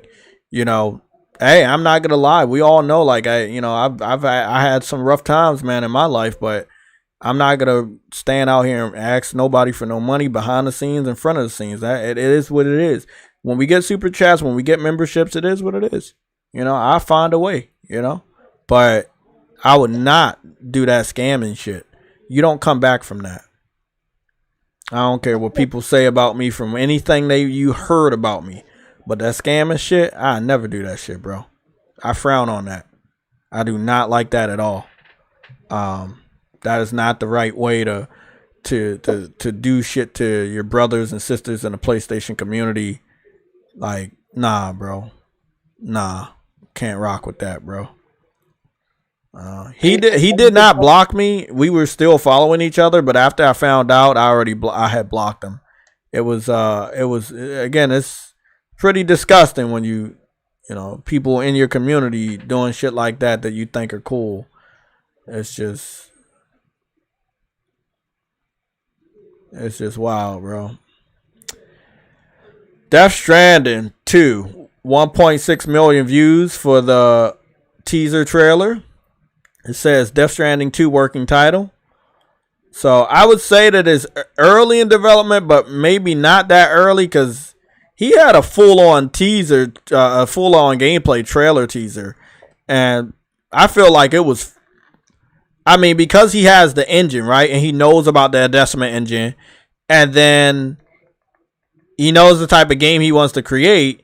I feel like he'd be much quicker this time around, True Woody. I don't think he would take like a full 3 years. You know. I wonder if it would be a 3-game thing though. No clue. I mean, that'd really be up to him if that's what he wants to do. I guess that'd be cool if he has a story to tell for 3 games. Yeah. But I we have to see, depending on, you know, how part 2 ends. But this is his new baby. This is his own Metal Gear. Solid. Yeah. This is his Metal Gear Solid. Yep, this is his Metal Gear. So he's gonna, you know, bro, I am blown away. I'm blown away, bro. I'm blown away, and I fucks with it. I'm blown away, bro. I'm ready. I'm ready for Game Pass, bro. Everything we know about Death Stranding 2, and you don't know a damn thing. I hate when people make videos like that. Right? Y'all don't know a damn thing. Please stop. The fuck? You know, every time you go on one of those videos, they just regurgitate the same thing you already know. The same shit you already know. Exactly. Can't stand that shit. Everything we know, my ass. I wanted to talk a little bit about Forza. And I want to watch the Gran Turismo movie, which I have on the back burner. But I know that if I watch that movie, I'm going to play the game. And if I play the game, I'm going to want to watch the movie. So I'm going to figure out which one I'm going to do. Same thing with the Cyberpunk anime. So after bro, if y'all think I love Cyberpunk now, after I finish that anime, I won't be able to break apart from that. And I got like 19 days of playing anything else before Spider-Man comes out. I need to hurry the fuck up, man. It's some games I need to really crack down on. So sorry, guys. Some of y'all, we supposed to do some multiplayer shit. I may or may not do that because it's getting to that point where I gotta really focus on get some of these games out the way before work gets in the way, before holiday season, family gets in the way. I'm trying to crunch down before Spider-Man 2. I'm trying. Are you going to plat Cyberpunk? I'm not thinking about getting a platinum for Cyberpunk. I'm just thinking about playing the game. So if I start to get close to the platinum, I'll let you guys know about what I feel like I'm able to do. But yeah, I gotta see. Get the platinum, you know they enjoyed that game. Yeah, but I gotta see. I put a lot of hours into the game, and even though I didn't get past the opening up part of the game, I did get a couple of trophies. So we will see. There seems to be certain trophies that you'll get by doing certain things. So I haven't looked at the trophies. I've just been enjoying the game. I have not played the game for trophies. I've just been playing the game because it's a good game. Destroy All Humans, the remake. I'm gonna be playing through that also and trying to finish up that. Final Fantasy VII Crisis Core and then Cyberpunk. Those are the 3 that you'll probably see me alternate between if I can pull myself away from Cyberpunk. I have a lot of movies on the back burner, especially being October. I'm going to try to maybe do a movie every other day or something like that. But yeah, man, Gran Turismo seems like it's going to shit all over this game. Today's the first, isn't it? Yeah, it's the 1st of October. We got 19 days until Spider-Man. Yeah, man. 19 days before Spider-Man. I gotta hurry up. Yeah, I mean, if you got any games on your backlog, I would tell you, unless you go get to it after Spider-Man. Let me go see what's going on with Spider-Man. I think I got it. Let's see what the date. I know they got to tell me about.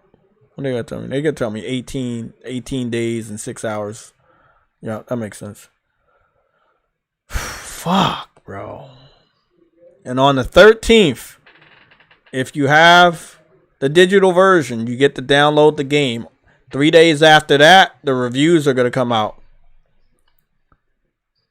And then my birthday is on the 18th, and the game comes out 2 days after my birthday. It's a big week that week. It's going to be a lot happening. That's... wow. I'm ready. I'm ready. We didn't get an accurate size. There was a fake leak that was posted about the size of Spider-Man, but we don't know the exact size until we download it or until that information is given away. I would expect maybe some more information for Spider-Man and possibly another live action. We remember the live action that was posted earlier on another country's PlayStation account, but that live action trailer was never posted by the United States PlayStation account, so we're probably going to see the full reveal of that advertisement, and it'll be in English possibly this week, since we're in the month of Spider-Man. So tomorrow is going to be the 2nd of October. Tuesday I work in the morning, so I'll be doing my PlayStation Legion news and updates at 5 o'clock. Don't forget. We're going to get up out of here actually very soon. I know our Sunday shows are a little short, but you know, it's short because I got some other stuff I got to do. We'll be getting out of here soon within this hour. But yeah, going back to Forza, I don't think that Forza's outdoing Gran Turismo this time around. I don't think that Forza Horizon outdid Gran Turismo 7 or Sport in visuals, or attention to detail. And we already know Forza Motorsport 7 didn't. So this is what I want to show you real quick. And you should definitely look this up if you want to. So it'll be GT Sport. It's very popular. It's called GT Sport versus Forza Motorsport 7 by Digital Foundry 5 years ago. It's sitting at 1.6 million views. One of their highest viewed videos they ever made. It is that high because it was such a well done analysis in comparison. Now they do kind of not do this as much, although I wish they would, but they still don't do it as much. Do it again because they like money. Huh? Digital Foundry would do it again because they like money. Well, I would hope that they would do it more, though. That's what I'm saying. They need to do it more. Like Starfield versus Cyberpunk 2027 2.0 update. Like, everyone's doing that comparison, but they're not doing it. So they don't like money as much as you think they like money. Because if so, they would be doing a lot more comparisons. They refuse to, even when they do comparisons, they don't even do comparisons inside the comparisons. Like, yeah, they have split the sections up between PlayStation's performance and Xbox performance. They rarely have Xbox and PlayStation analysis side by side anymore. They used to do it all the time. Now they don't do it because they would be showing off that PlayStation would almost always outdo Xbox, and they kind of don't want to do that. Oh, Phil's that breadwinner. Yeah, I know. Let me go back all the way here. It was this section right here. This was the section right here where, and this was in the beginning where he was just going off, and we didn't mean to go off. It's just that Gran Turismo just had a better looking vehicle. You know, now obviously if you don't compare Forza to Gran Turismo, you're going to think it looks really, really fucking good. But once you compare it, that's when you find out, oh, it gets a little bit better. Sorry, my fault. I backed out. I'm going to stop at one of these points and then we go talk about this real quick. And we also blame Truity on that. I will see if I do a birthday stream. We will see. Depends, because I think my mom and sisters want to go out somewhere, so I may not be reachable that day. So we'll see. If the plans are outside of the birthday, then we'll see. But I'm gonna take our faces off. True Woody is still here. He just gave a $65 billion super chat to the I Love Game Pass fund. Thanks, True Woody. So here we go. So this is Gran Turismo Sport versus Forza 7. This wasn't even a mainline Gran Turismo game. This was basically a game to hold us over until 7 was ready. And then they formed a game around it. Some people didn't like it. I think it was good. I had it. I picked it up day one. They're supposed to be shutting down these servers too, by the way. So PlayStation kind of makes sense. They shut down this server. They invested a lot of money in Gran Turismo 7, the servers and content. So they're going to get off of this one. Hopefully you migrate over. That's just really what it is. Again, we're looking at just the headlight right here. Looking at more attention to detail. Detail in areas that Forza just gave up on. And I mean, this is just the story through the entire analysis from Forza 7 to Gran Turismo 7. What I do want to see John Linneman do is I want to see John Linneman do Forza 7 versus Gran Turismo 7. I would love to see that. I would love to see Gran Turismo 7 versus Forza 7. I already know what the outcome is going to be, but I still want to see it. Again, more attention to detail here, better reflections on Gran Turismo Sport. The shininess of the red car looks way more realistic and more inviting.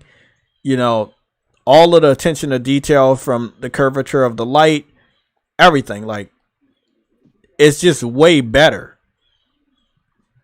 And it's just, I mean, I can only imagine what Gran Turismo 7 gonna do to Forza Motorsport 2023. It's gonna be some sort of a bloodbath.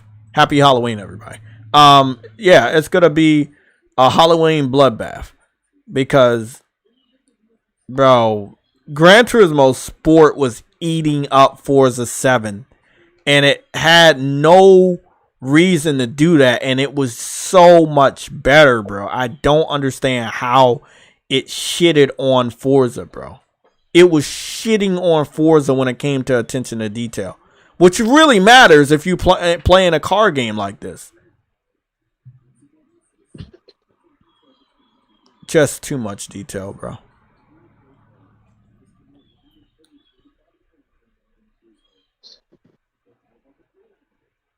The hell? Even Gran Turismo actually had a keyhole. They said the Mazda didn't have a keyhole because you could push the button, but that was lazy.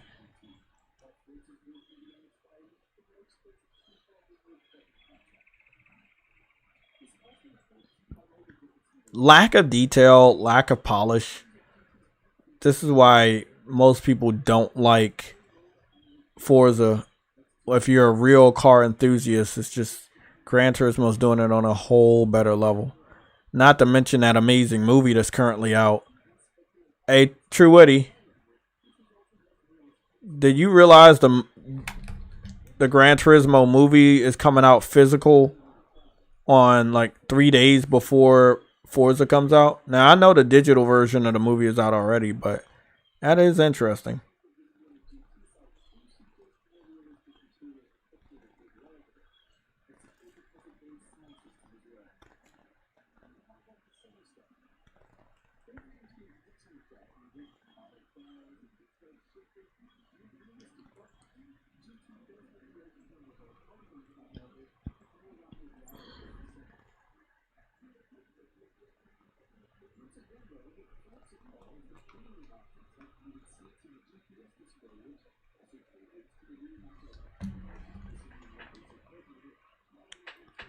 Yeah, when they started to go inside the car, I hope I didn't miss that part. Yeah, when they started to go inside the car and show what the car looks like, that's when Gran Turismo also took the win on that one. Again, more reflections on just simple things right here. This is when they started to really get shitted on right here. Like this part right here. They really just started outshining the fuck. Man, Digital Foundry went off on this. They had no business doing that, but they did it, bro. And again, inside the car, they won that battle. They definitely won that battle inside the car. And again, they were showing off multiple cars. And it's just, Gran Turismo just was the winner.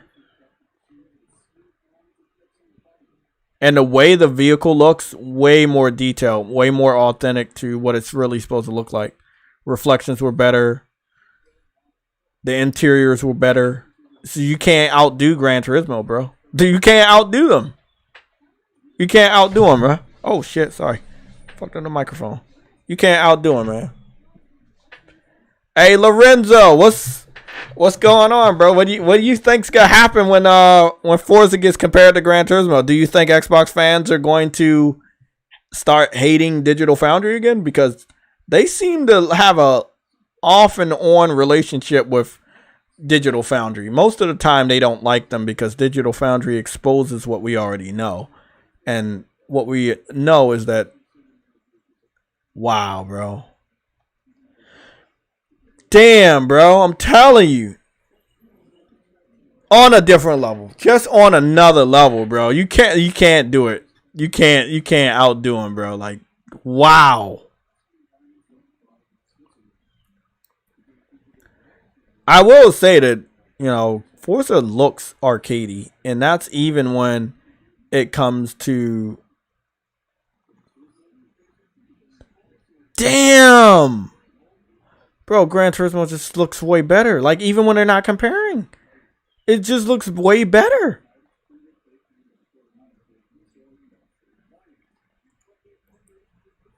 Now, I will say Gran Turismo didn't always do really good with the environments, but eventually started to.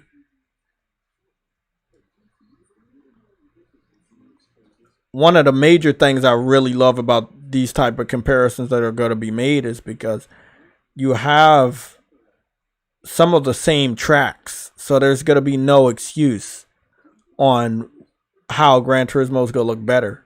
I mean, you have some of the same tracks on Sport and Forza 7. So these comparisons are justified.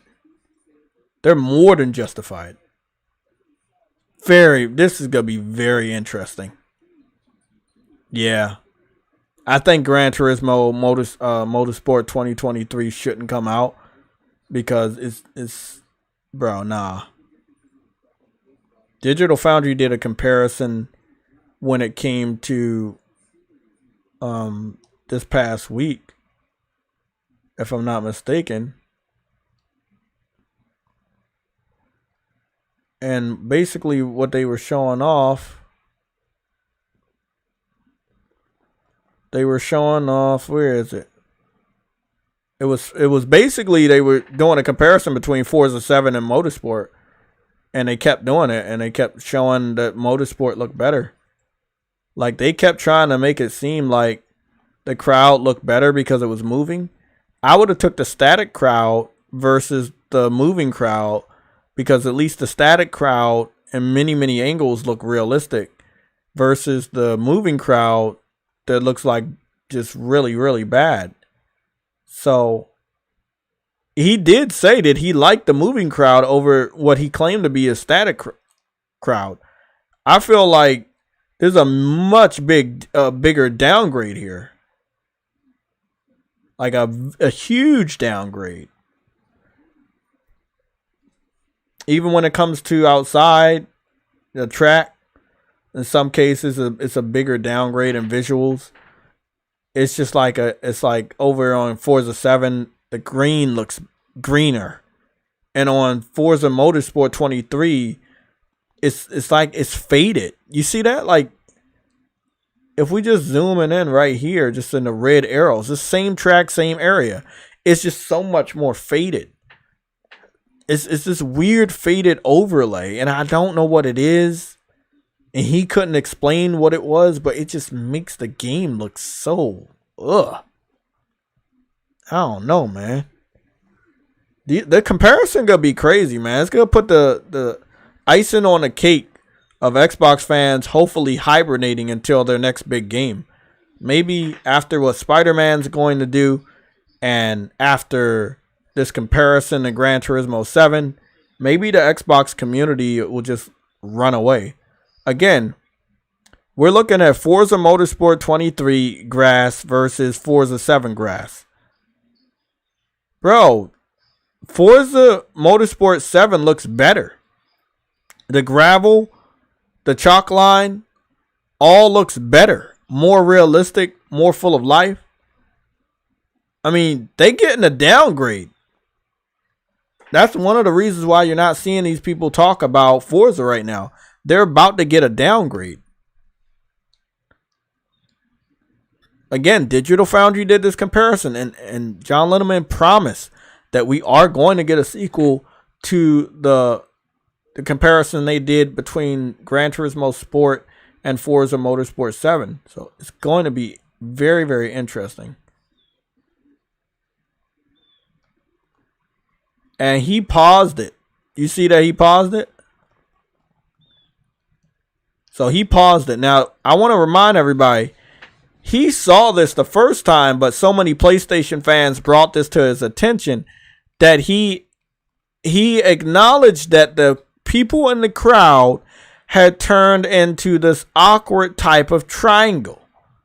He could not figure out why they all turned into triangles, but these are supposed to be people in the crowd on the grass. And sometimes even in the stands, they turn into triangles. But he doesn't know why. I know why. It's because the game's downgraded to fuck. So you see right here, the same people that already looked bad, they were caught in the stands. When you're racing, you look back. Jay needs some glasses. Shut up. Bro. It is what it is, bro. That shit's glass. I don't know what that is. Maybe they are some sort of a glass people, like weird type of triangle people.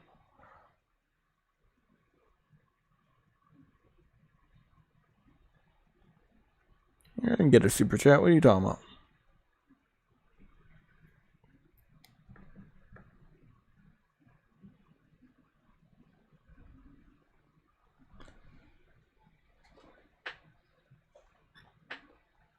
Frantic,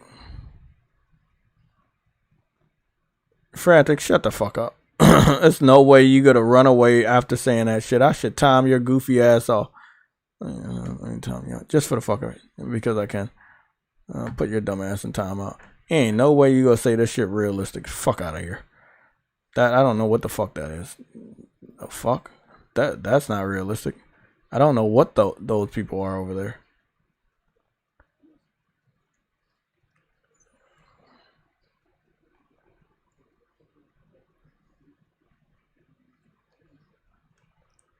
He's also said that when you're looking at the car wheel, he says the car wheel looks flat like a PlayStation 1 texture, and he doesn't know why it looks flat like a PlayStation 1 texture.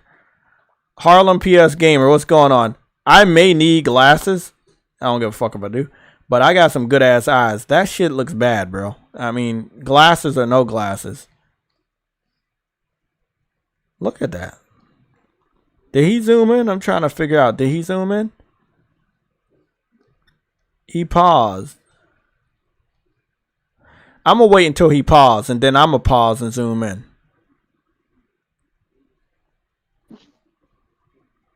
Yeah, he paused. Let me zoom in. Fuck. I fucked up again.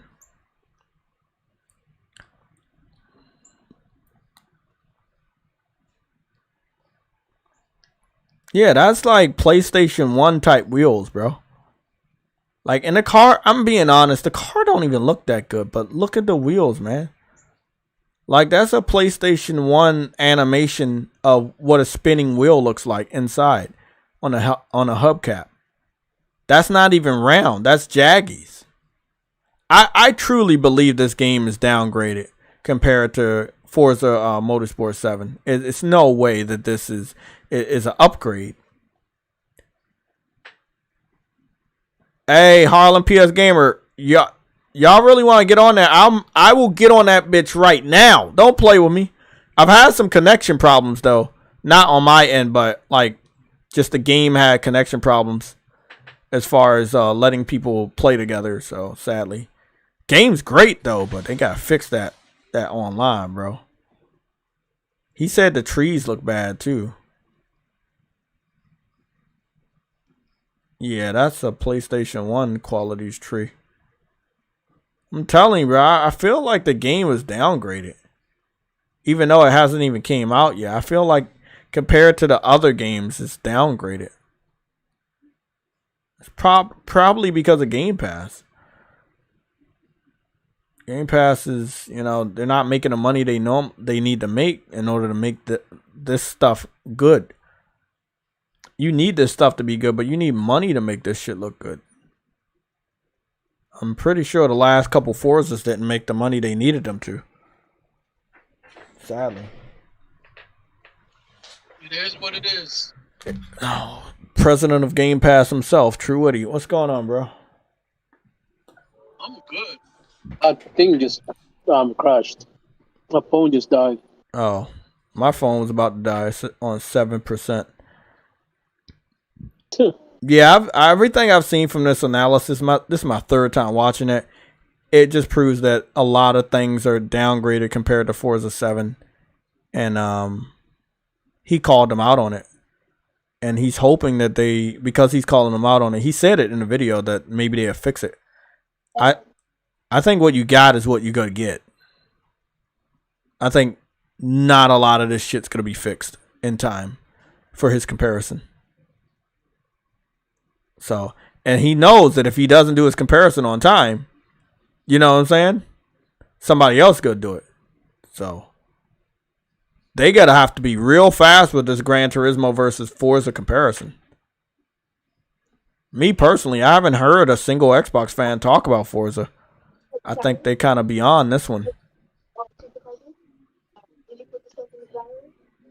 Ice Queen, you say it looks like a PS1 game. That's illegal. That's not good.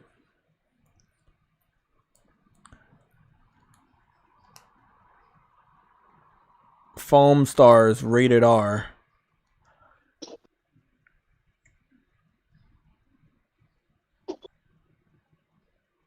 FOAMSTARS is a solid ass game, bro. Who is playing FOAMSTARS and how long is the beta? Because I thought it was ending today. Or is it ended tomorrow?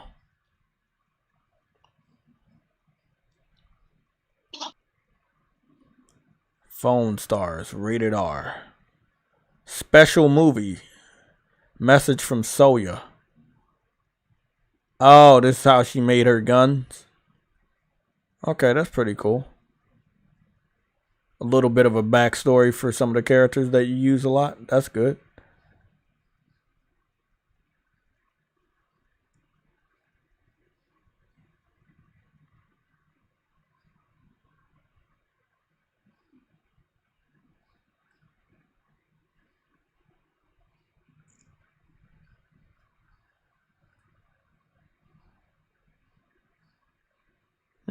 Pretty cool.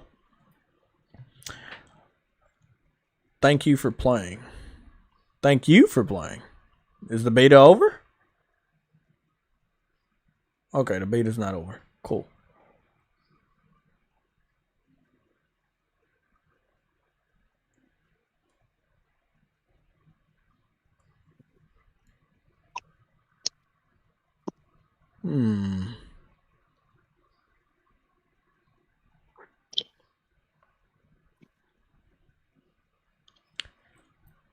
This dude's a fucking menace right here.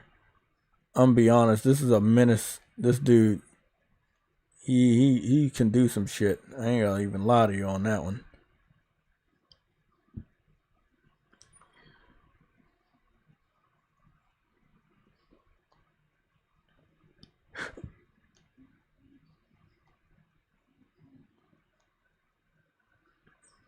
Okay, this is that shark motherfucker.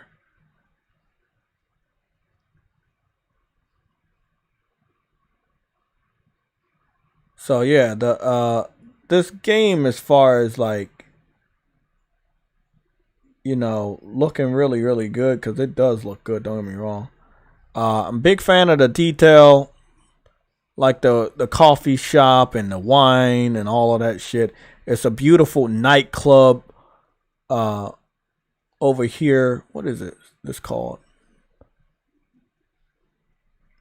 I don't know what this shit's called, but it's a nice nightclub on top of this skyscraper. Got a DJ booth, really nice lobby setting. Now you've only ever been able to invite one other person, or maybe you're 3 people if y'all start a squad. This area is big enough for just a public lobby. I don't know what they're gonna do with all of that. It's a lot of space on this dance floor, but this is really kind of like an area where you can shoot your little foam bullets and shit.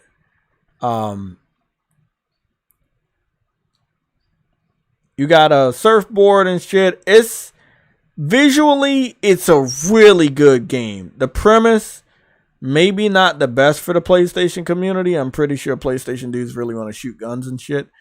So I don't know how good this is gonna be.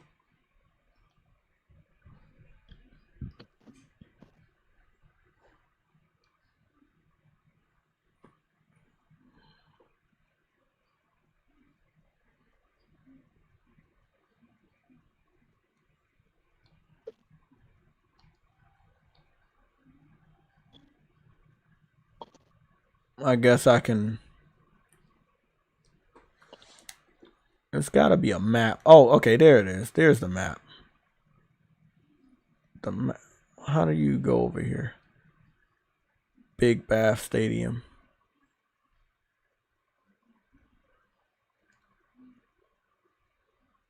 Okay, so what do you got? That's coming soon. You can't go there. You can't go there. So you can't go to a lot of these places yet, but there seems to be more than just this one arena. So that's pretty cool. They got a Japanese place. They got, I don't know what that is, but it seems to be Las Vegas. That's what this map is. It's not open world or anything. You do kind of like arenas, and that's pretty much it.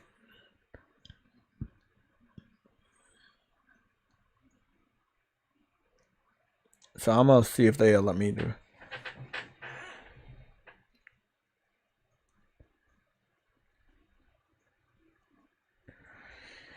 Yeah, I'm not feeling it, and I'm not going on record saying that I think this is going to be the best game or game of the year.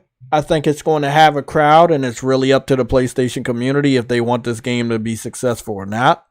I don't think everybody's sold on it. Again, visually, gameplay looks great. Character models, solid. 60 frames, really good. Visuals, really good. The premise, again, probably not the best for the PlayStation crowd, which is of an older age group. But the younger PlayStation, the kids of PlayStation gamers, the young kids of PlayStation gamers, the teenagers of PlayStation gamers, maybe the next generation of PlayStation gamers will like this if they're younger. I don't know. The matchmaking is not the best right now. It's pretty hard for me to find a match sometimes.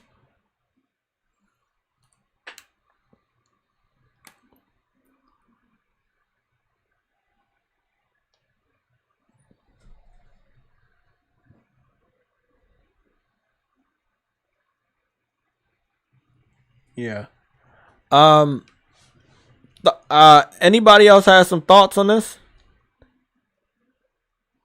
Frantic, I understand that you're trying to troll, but realistically, as a PlayStation gamer that has supported so many of these types of multiplayer games from the PS3 all the way till now, I have to set you straight that I don't think any PlayStation fan ordered this game. This is not going to be an L for any PlayStation fan, but PlayStation themselves need to read the room. Maybe that's one of the reasons why Jim Ryan was forced into early retirement.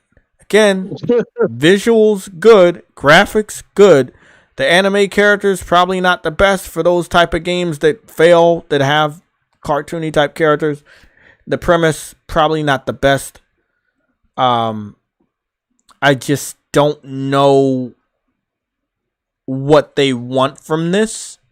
You know, like the idea to flood the market with games as a service and hope that one of them is super popular is a horrible business strategy. All of them could fail in their different ways. Matchmaking on this game is really not the best from what I've dealt with, and I just dealt with trying to join 2 matches and was kicked out, and I don't know why. Bro, frantic trolling. Yeah, that's cool. I'm about to put them in timeout. I just want the record to show we did not want this. This is not a game we PlayStation fans. Hey, we need a Splatoon game now. We didn't say that. I could see if we said that. Maybe Square Enix saw Splatoon being popular and was like, hey, maybe we have a game like this. Maybe we can get popular too. Normally they're always late though. Like Splatoon was like popular many, many years ago, and I feel like they saw that and he's like, well, let's hurry up and get on it. But you never can be that quick, right, True Woody? Like, it takes a long time to develop a game. So if someone else is popular for something and then you try to create that, by the time you create that thing, it may not work to your benefit. You know? It may already be useless. Exactly. It may be useless.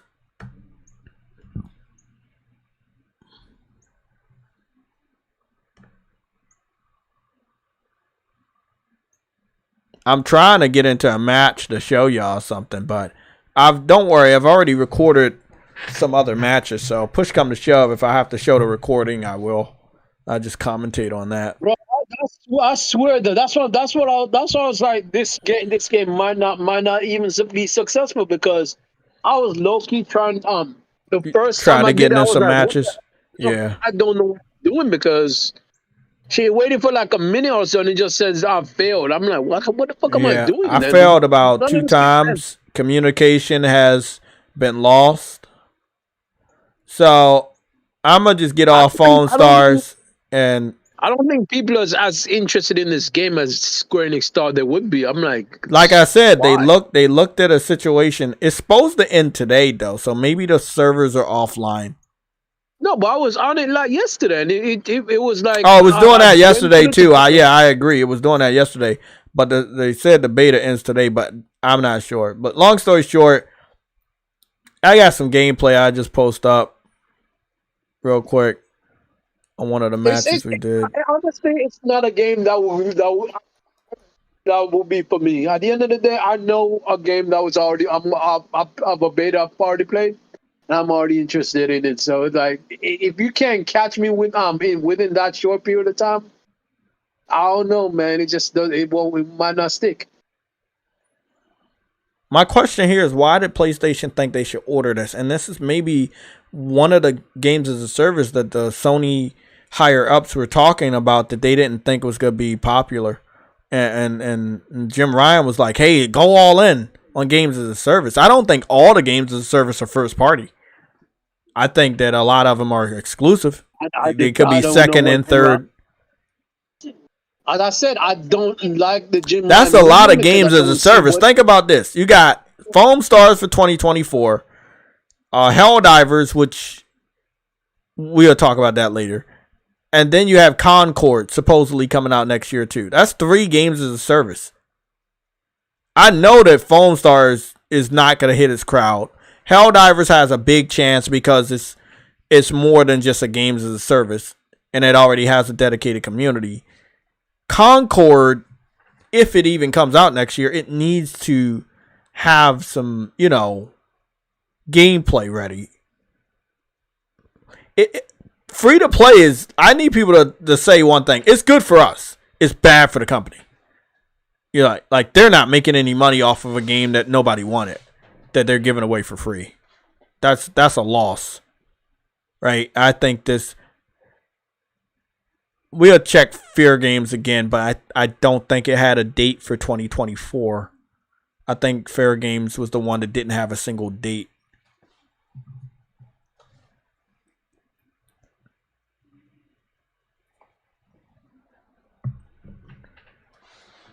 So basically, let me give you the premise of FOAMSTARS. You have a bubble gun that shoots foam, and it's your objective to shoot people with the foam or cover so much of the field that they when they go through the foam, they get stuck. When they turn into a foam ball, you get on your surfboard and use your surfboard to kick them, and that's how you get basically a kill confirmed. Now there's a gap in between that where your person on your side can kick you with their surfboard so that you can get out of the foam bubble, and that will count as a save. But again, if you get covered in the foam from the other side and you turn into a foam ball, the other side has the chance of knocking you out using their surfboard. And that's how you play this game for this specific game mode. I don't know about the other game modes because I didn't play any of them. I don't know what they were thinking. I think that, again, that Jim Ryan getting into an early retirement, forced into retirement because he put so much chips on VR and games as a service that have not been paying off. I think that's realistic. I think that's as realistic as it's going to get, you know. We had Destruction All-Stars that was also underneath Jim Ryan. We had Alien, the Alien game, the Predator game that was also a games as a service underneath Jim Ryan. Like there have been actually a good amount of games as a service underneath Jim Ryan that have not failed. That, again, this report is pretty factual at this point. And then the future of games as a service, a lot of them that are about to come out underneath Jim Ryan. So if, again, the higher ups of Sony said, hey, you doing too much of something that's going to lose us money. The VR shit is not going over good. And he was the one that okayed the VR Part 2 project. I could see him being ousted because he's doing too much shit that's losing them money. You know what I'm saying?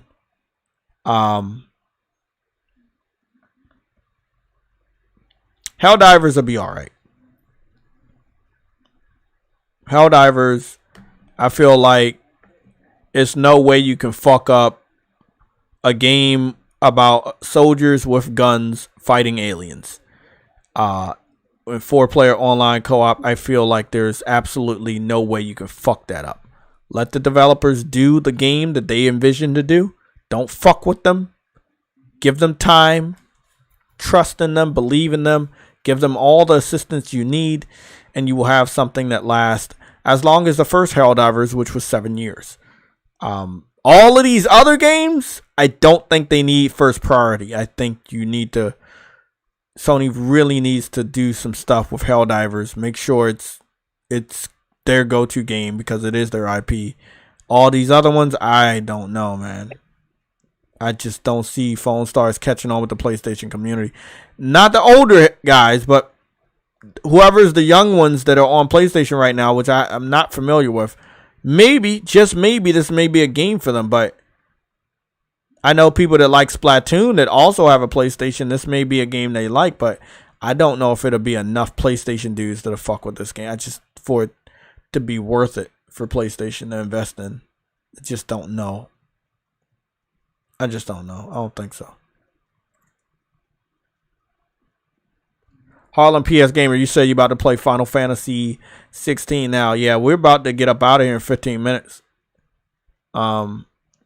We end off on a note that I think Jim Ryan did a lot of good stuff, but you know, the stuff that he's in charge of, I feel like it's losing so much money that Sony had to do something about him. And it seemed like they did do something about him.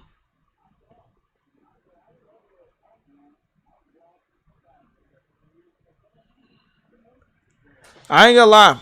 The game has its fun moments when it worked. When I could get into a game. Other than that, yeah. I don't know what they want to do. I don't know if they want to like put this game out for sale, if they want to release it for free, if they want to cancel it. I don't know what they want to do, but developers really need to understand, most gamers truly do not give a fuck about games as a service. You know, I could see if you're releasing a game that, again, similar to Helldivers, that you have a gun, you have violence, you have blood, you have aliens, you have everything that gamers want in a video game. Good weather effects, day and night, great graphics, all of that stuff. Attention to detail. You're good. I mean, this is a game people like, hey, yeah, man, you doing some good shit. Let me go invest in this. Nah, bro. I don't. FOAMSTARS right now, after me truly supporting Destruction All Stars. Honestly, I think the community not go for that shit, bro. They not gonna go for that. If FOAMSTARS comes out in the beginning of next year, next to all the JRPGs, this game is easily gonna get overshadowed. Characters that we don't even know, and most of them are generic and we don't really care about. Yeah, I don't think people gonna rock with this, man. The TikTok crowd, the Twitch crowd, the younger PlayStation gamers, the Nintendo Switch, Splatoon veterans, this will be a game for them. But inside of the PlayStation community, I don't know if it's enough of those different demographics to come together and support a FOAMSTARS type of game for it to be successful and not be a financial failure. So they got to do better when it comes to reading the room. Ain't that the truth? Because we've told them what we wanted, and this is not what we wanted. We want Resistance back. We want Killzone back. We want them to focus on the Last of Us factions, and they literally are giving us everything except for it. No, who asks for fair games? While we're still 10 minutes away from exiting the show, you know, I just wanted to go back and look at fair games. I looked at fair games like 3 times. I am not interested in that, and it's probably because it wasn't any gameplay. But I people were getting excited about fair games, and I'm like, why? Like, you didn't see any gameplay. Like, why are you excited about it? That looks like, me personally, it looks like another generic games as a service that's going to flop.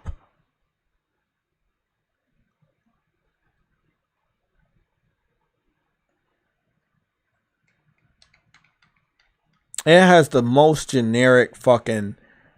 Everything is generic about that game, bro. Like,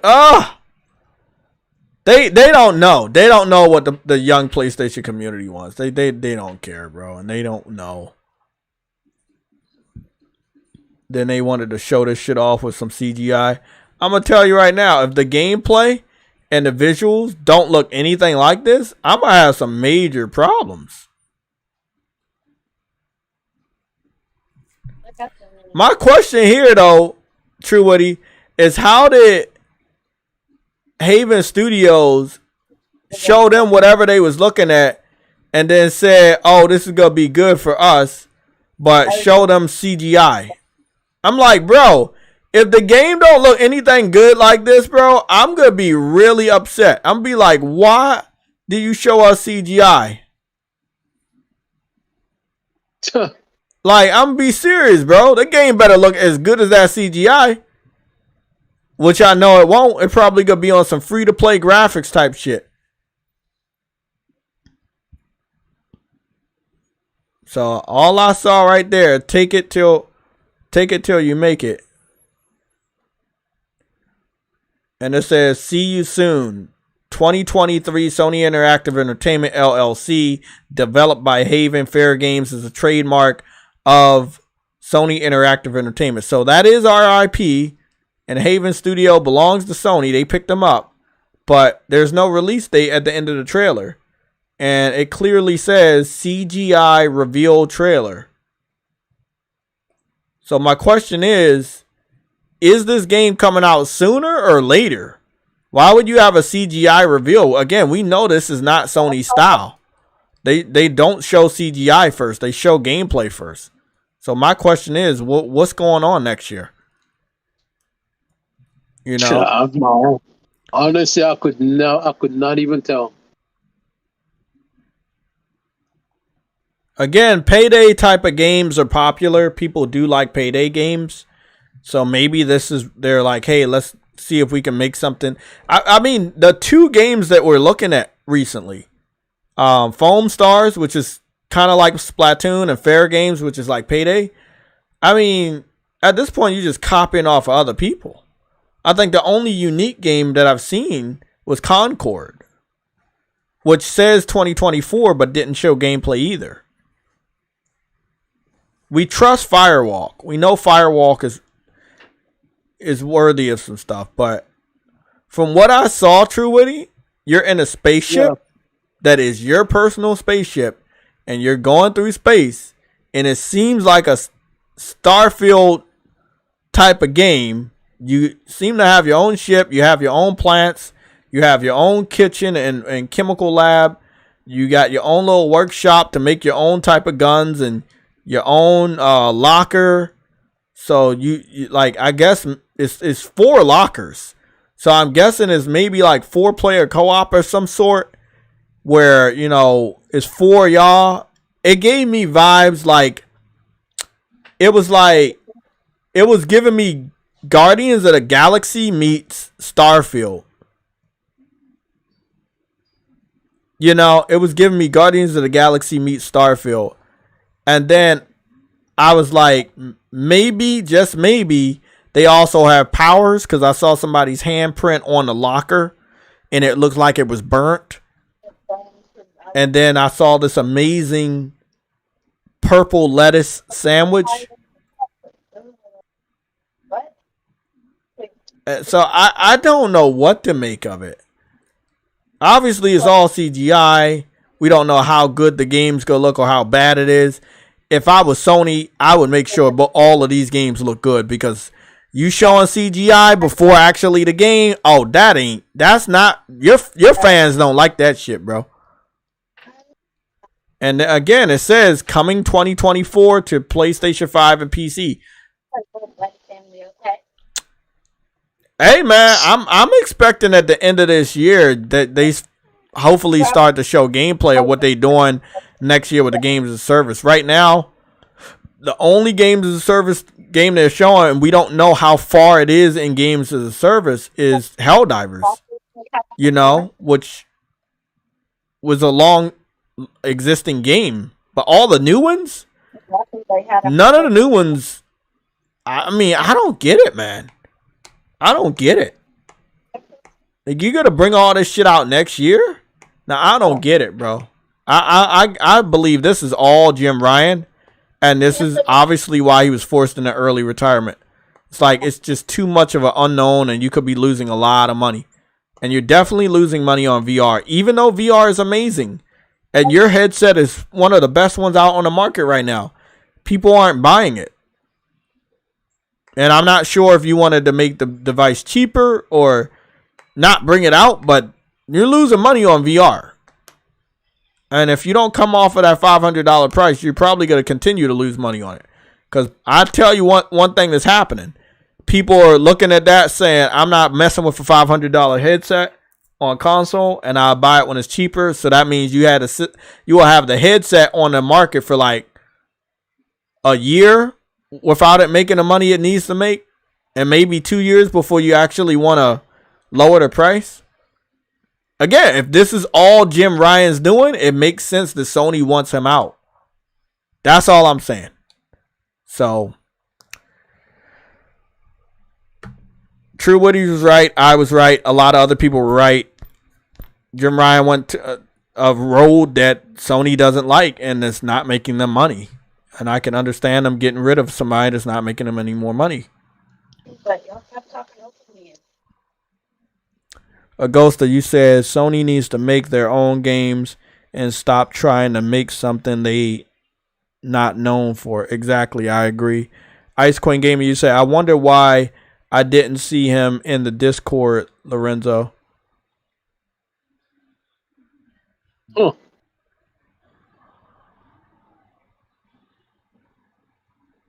Yeah, J-Ro got banned from the Discord for deleting red alerts. Frostbite banned him.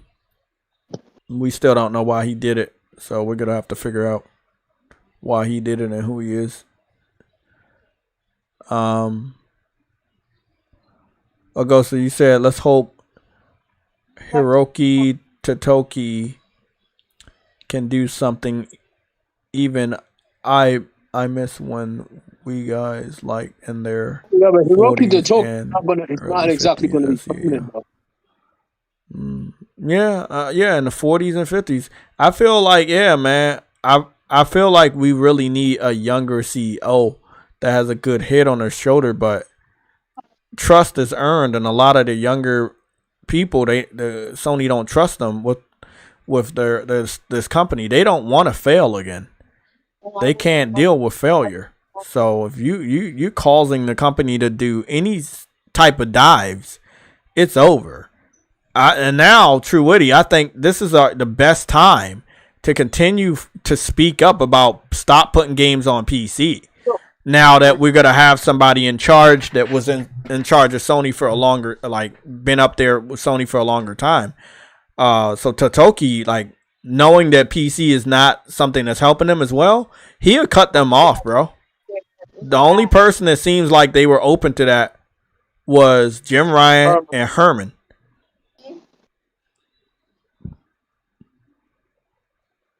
Yeah, Ice Queen, Jim Ryan is 63 years old. So yeah, I feel like they gonna get back on target, but Jim Ryan like is obviously set them back by 3 years because the games as a service that he put in place that those motherfuckers are coming out between 2020, definitely all in 2024. Like I believe all of them coming out in 2024, and that's like 4 fucking games as a service. I don't know what the fuck they thinking about. That's way too much, man. Yeah. Helldivers will do its thing. It's not a traditional games as a service, but people will look at it like one. But let's mark that one off. You got Fair Games, you have Concord, you have FOAMSTARS, and whatever else you got. Like I feel for games as a service from PlayStation, they don't look strong enough to me. I wouldn't fuck with them on average. Like I wouldn't go, hey, let me go buy this every day. It doesn't look like something I would do. And I think a lot of other gamers feel the same way. It's just not those type of games are not the games you would invest in. Fair Games, Concord, we need gameplay. As of right now, definitely not fucking with those games. Can I do it again? I think our best last one who was young was Jack Trenton. Yeah, I think Jack Trenton was awesome, bro. Jack Trenton was awesome. I like Sean Layton. I don't know how old he was, but Sean Layton was fucking awesome. He was awesome. Jack Trenton was awesome. Jim, again, he'd been around the company for a long time. He did good in Europe, but as far as the rest of the world and his vision for what PlayStation needed to be, especially including PC in that vision, nah, bro, that was fucking stupid. It's Truity, isn't it funny over the last 3 years of him being in charge of putting shit on PC? He's leaving around the last game that he put on PC, which Horizon Forbidden West. And I think Horizon Forbidden West not selling really good is one of the other things that Sony looked at. Like, oh, this sequel didn't sell good. Why didn't it sell good? The thing is because people are just going to wait for it to go to PC. That's where they want to play the game at. You eliminate PC, guess what? You eliminate a loss of revenue from software.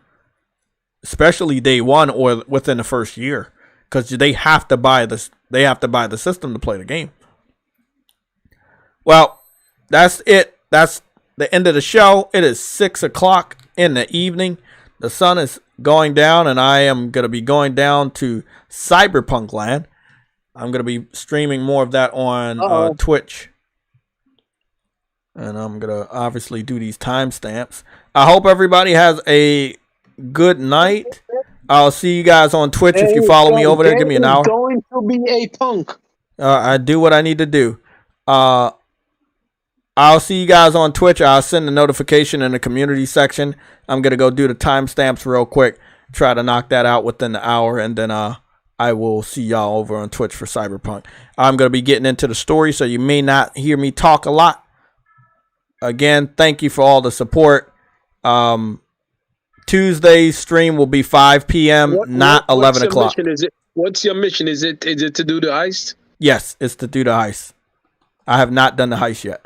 Okay, so I will see you guys Tuesday at 5 p.m., not 11 o'clock in the morning. Okay, 5 p.m. I will give you guys a notification about that, and I'll preset the stream. Tuesday, yeah. Tuesday. Okay. Tuesday at 5 p.m., not 11 o'clock in the morning. Okay, I'll see y'all Tuesday at 5 p.m. Notifications will be set for that time. That's it. I'm hoping to get some good promotions started for Spider-Man in the United States and Europe for the month of October, man. You got 19 days until the game comes out. You have 16 days until the reviews come out. Sony, it's time to get started. Hey, it's time to get started. I'll see y'all.